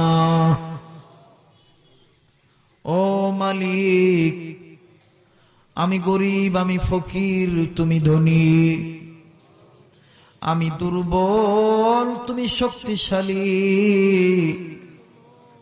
আমরা সবাই কাঙ্গাল, আমরা সবাই ফকির, তুমি ধনী। আল্লাহ, আমরা সবাই গুনাহগার, তুমি গফফার। মালিক, আমরা চাহনেওয়ালা, তুমি দেনেওয়ালা। আল্লাহ আল্লাহ, হাজার হাজার মানুষ লক্ষ লক্ষ টাকা তারা দান করছে। আল্লাহ, উত্তরবঙ্গের ভিতরে নাম করা একটা কালেকশন হয়ে গেল। আল্লাহ, ১.৫ লক্ষ টাকা পার হয়ে গেছে নগদ। ও মালিক, ও মালিক, তুমি দয়া করে মায়া করে আজকের মাহফিলের মোনাজাত তুমি ফেরত দিও না। কত জায়গায় দোয়া করলাম, কোন দিনে দোয়া কবুল হইছে জানি না। আজকের দোয়া তুমি ফেরত দিও না। মাবুদ, তুমি গফুরুর রহিম হইয়া আমাদের জীবনের গুনাহগুলি মাফ করে দাও। আল্লাহ, আমি জানি না কার মনে কি চায়। আল্লাহ আল্লাহ, কার জানি দাদা নাই, দাদি নাই, কার জানি নানা নাই, নানি নাই, কার জানি আল্লাহ আল্লাহ মা আছে বাবা নাই, কার জানি বাপ আছে মা নাই রে আল্লাহ। কার জানি গো মাও নাই বাপও নেই। আল্লাহ, মা বাপ যাদের দুনিয়া নাই, তাদের মতন বড় অভাবী দুঃখী আর কেউ নেই। ভাইরে, মাকে ভুলে গেছো তুমি। ও ভাই, ও দিনাজপুরের ভাইরা, ও ভাইয়ারা, কোন মায়েরে ভুলে গেছো ভাইয়া? যেই মা 10 মাস 10 দিন তোমারে গর্ভে রাখলো। মা কত কষ্ট করলো, আজকে বউ পাইয়া মায়েরে তুমি ভুলে গেছো। মায়েরে আলাদা করে দিছো। তোমার মতন বড় দুঃখী আর কেউ নাই রে ভাই। আমার ভাইরা রে, মা তাদের বেঁচে নাই, তার মতন বড় অভাবী কেউ নাই। আল্লাহ গো, কার জানি মা কবর থেকে ডেকে বলে, বেটা মা ফেলে গেলি না, আমাদের জন্য 2 হাত তুলে দোয়া করলি না বাবা।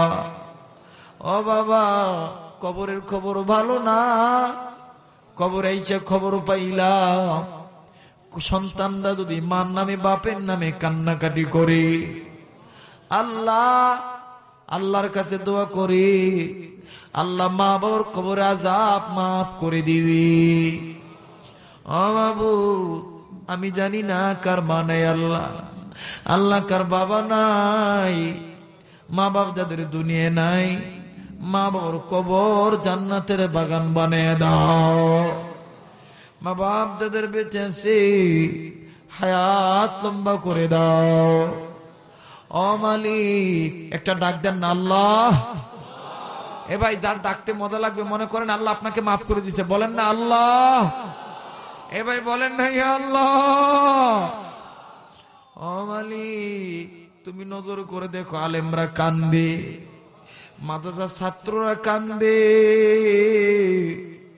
আমার সোনার সান যুবক ভাইরা কান্দে, আল্লাহ হাজী সাহেবেরা কান্দে, আল্লাহ জনপ্রতিনিধি ভিক্ষুকের মতন চেয়ারম্যান সাহেব হাত তুলছে। আল্লাহ আল্লাহ, আমরা তো কোনো মন্ত্রীর কাছে হাত পাতি নাই, আমরা তো কোনো সরকারের কাছে হাত পাতি নেই। আল্লাহ, তুমি রাজাধীরা, তোমার দরবারে হাত তুলেছি। আল্লাহ, তুমি আমাদের মা বাপকে মাফ করে দাও। আল্লাহ, মা বাপ যাদের বেঁচে আছে হায়াত লম্বা করে দাও। মা বাপ যাদের অসুস্থ সুস্থ করে দাও। আল্লাহ, খাস করি এই মাদ্রাসাকে তুমি কবুল করো, এই মাদ্রাসার কমিটিকে কবুল করো, এই মাদ্রাসার সভাপতি, সেক্রেটারি, সহসভাপতি, মুতাওয়াল্লি, জমিদাতা, প্রতিষ্ঠাতা, গ্রামবাসী, আল্লাহ মাদ্রাসার মুতামিম, মাদ্রাসার ছাত্র, আল্লাহ সবাইকে তুমি মাফ করে কবুল করে নাও। ইয়া আল্লাহ, এই মাদ্রাসার যা যা দরকার তুমি গায়বী খাজানা থেকে দিয়ে দাও। আল্লাহ গো, আজকের মাহফিলের অতিথিদেরকে কবুল করে নাও, আজকের মাহফিলের বক্তাদেরকে কবুল করে নাও। ইয়া আল্লাহ, আমরা তো এখন চলেই যাব, কিন্তু তোমার দরবারে একটা কথা জিজ্ঞাসা করবার চাই। আমার গুনাহ মাফ হইছে নি? একটা ডাক দেন না আল্লাহ। এই যুবক, একটু মায়া করে বলো না আল্লাহ। যত গুনাহ করছি মাওলা মোর জীবনে, কন্যা, যত গুনাহ করছি মাওলা মোর জীবন। এ ভাই, আজকে দোয়া কবুল হবে রে ভাই, সবাই একটু মন খুলে বলো না। যত গুনাহ করছি মাওলা মোর জীবন। আরে ভাই, কার জন্য জানি জীবনের শেষ মোনাজাত? এ ভাই, কার জন্য জানি জংলার বাস রেডি হয়ে গেছে? আরে কার জন্য জানি কবরের মাটি রেডি হয়ে গেছে রে ভাই? আরে আল্লাহকে একটা ডাক দাও না, বলো না ইয়া আল্লাহ। আরে যুবক ভাইয়ারা বলো না ইয়া আল্লাহ। যত গুনাহ করছি মাওলা মোর জীবনে, মোদের গুনাহ মাফ কইরা দাও নিজ গুনি। তুমি যদি মাফ না করো বান্দাকে, বলো বলো বান্দা যাব কার কাছে? সকলেরই দরজা হইতে আল্লাহ ফিরিয়া, এটা বলেন না ইয়া আল্লাহ। তোমার দরজায় রইলাম পড়িয়া। আল্লাহ, আমার মাওলানা আলহাজ হারুন রিয়াজি হুজুরের হায়াতের মধ্যে বরকত দিয়া দাও। দারুল উলুম মাদ্রাসাকে তুমি কবুল করে নাও। ও মালিক, মাওলানা আজিজুল ইসলাম হুজুরকেও কবুল করে নাও। আল্লাহ গো, তার মাদ্রাসায় কবুল করে নাও। এখানে বহু মাদ্রাসার মুতামিম আছে। আল্লাহ, হাফিজিয়া, কৌমিয়া, দিনিয়া, আলিয়া, যত মাদ্রাসা আছে আল্লাহ, আমার চেয়ারম্যান ভাইয়ের মাদ্রাসা আছে আল্লাহ, সকলের দিনী প্রতিষ্ঠানকে কবুল করে নাও। মাহফিল শেষে আমার বাবারা বাইরা দিয়ে যেখানে যাবে সহি সালামতে পৌঁছে দিও। ও মালিক আল্লাহ, যারা রোগী রোগ ভালো করে দাও, ব্যবসাদের ব্যবসায় বরকত দিয়ে দাও, চাকরি বরকত দিয়ে দাও, তাদের সন্তান হয় না দিয়ে দাও, স্বামী স্ত্রীর জীবনে সুখ না থাকলে সুখ দিয়ে দিও। আল্লাহ আগামী বছর এই মাহফিল আরো বিরাট আকারে কবুল করো। ও মাবুদ, ও মালিক, এক্ষুনি প্রত্যেকের আমল নামায় দুনিয়া এবং আখিরাতের শান্তি লিখিয়া দাও। আল্লাহ যারা মক্কা মদিনা যায় নাই এদেরকে মক্কা মদিনা লইয়া যাও। যারা মক্কা মদিনায় গেছে বারে বারে যাওয়ার তৌফিক দিয়া দাও। ও মালিক, আমার বই দ্বারা কষ্টের টাকার বিনিময়ে নিচ্ছে আল্লাহ, সদগার সওয়াব আমল নামায় দিয়ে দিও আল্লাহ। আল্লাহ এরা আমার ভক্ত, উত্তরবঙ্গের মানুষ আমার ভক্ত। ঢাকার বক্তার বলে ভাই রে, উত্তরবঙ্গে আমরা গেলে তো এরকম ইজ্জত পাই না। তোমার মাহফিলে নাকি ফার্স্ট টু লাস্ট মানুষ থাকে একসাথে মোনাজাত করে। আমি বলি ভাই রে, উত্তরবঙ্গের মানুষ, মাটির মানুষ আমাকে প্রাণ দিয়ে ভালোবাসে, মন দিয়ে ভালোবাসে। যদি নাম শুনে আব্দুল খালেক শরীয়তপুরিয়ারা ঘরে থাকতে পারে না। মাবুদ, কিয়ামতের ময়দানে এই মাহফিলটা তুমি নাজাতের জরিয়া বানায় দিও আল্লাহ।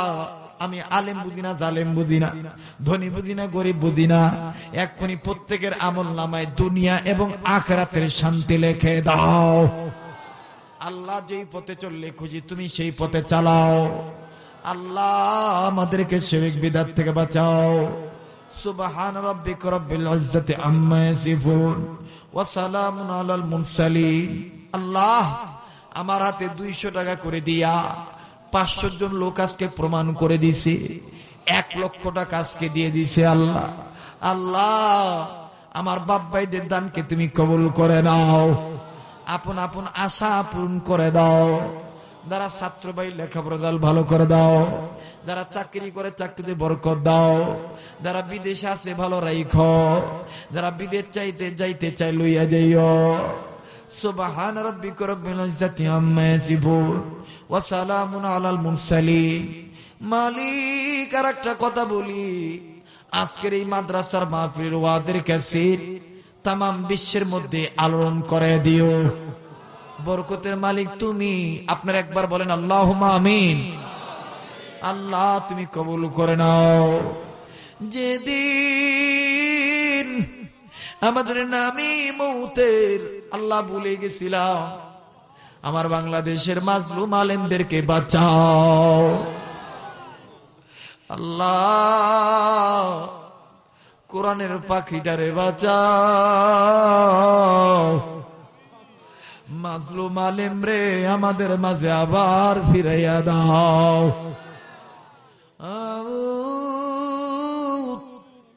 বিশ্বের ভিতরে যত জায়গায় মাজলুম মুসলমান, নির্যাতিত নিপীড়িত মুসলমানদেরকে তুমি বাঁচাও। যেদিন আমাদের নামে মৌতের চিঠি পাঠাইবা, যেদিন আমাদের নামে মৌতের আজরাইল পাঠাইবা, ওই দিন দিয়ে আমাদের জবানে জারি করে মধুর কালামা আল্লাহ ইলাহা ইল্লাল্লাহু মুহাম্মাদুর রাসূলুল্লাহ। সুপ্রিয় দর্শক শ্রোতা, এতক্ষণ আপনারা শুনছিলেন হাফেজ হযরত মাওলানা আব্দুল খালেক শরীয়তপুরী সাহেবের গুরুত্বপূর্ণ বক্তব্য। ভিডিও পরিচালনা, সম্পাদনা ও প্রযোজনা আলী আহমদ আকান্দ। ধারা বর্ণনায় আমি অ্যাডভোকেট আজহারুল ইসলাম রনি।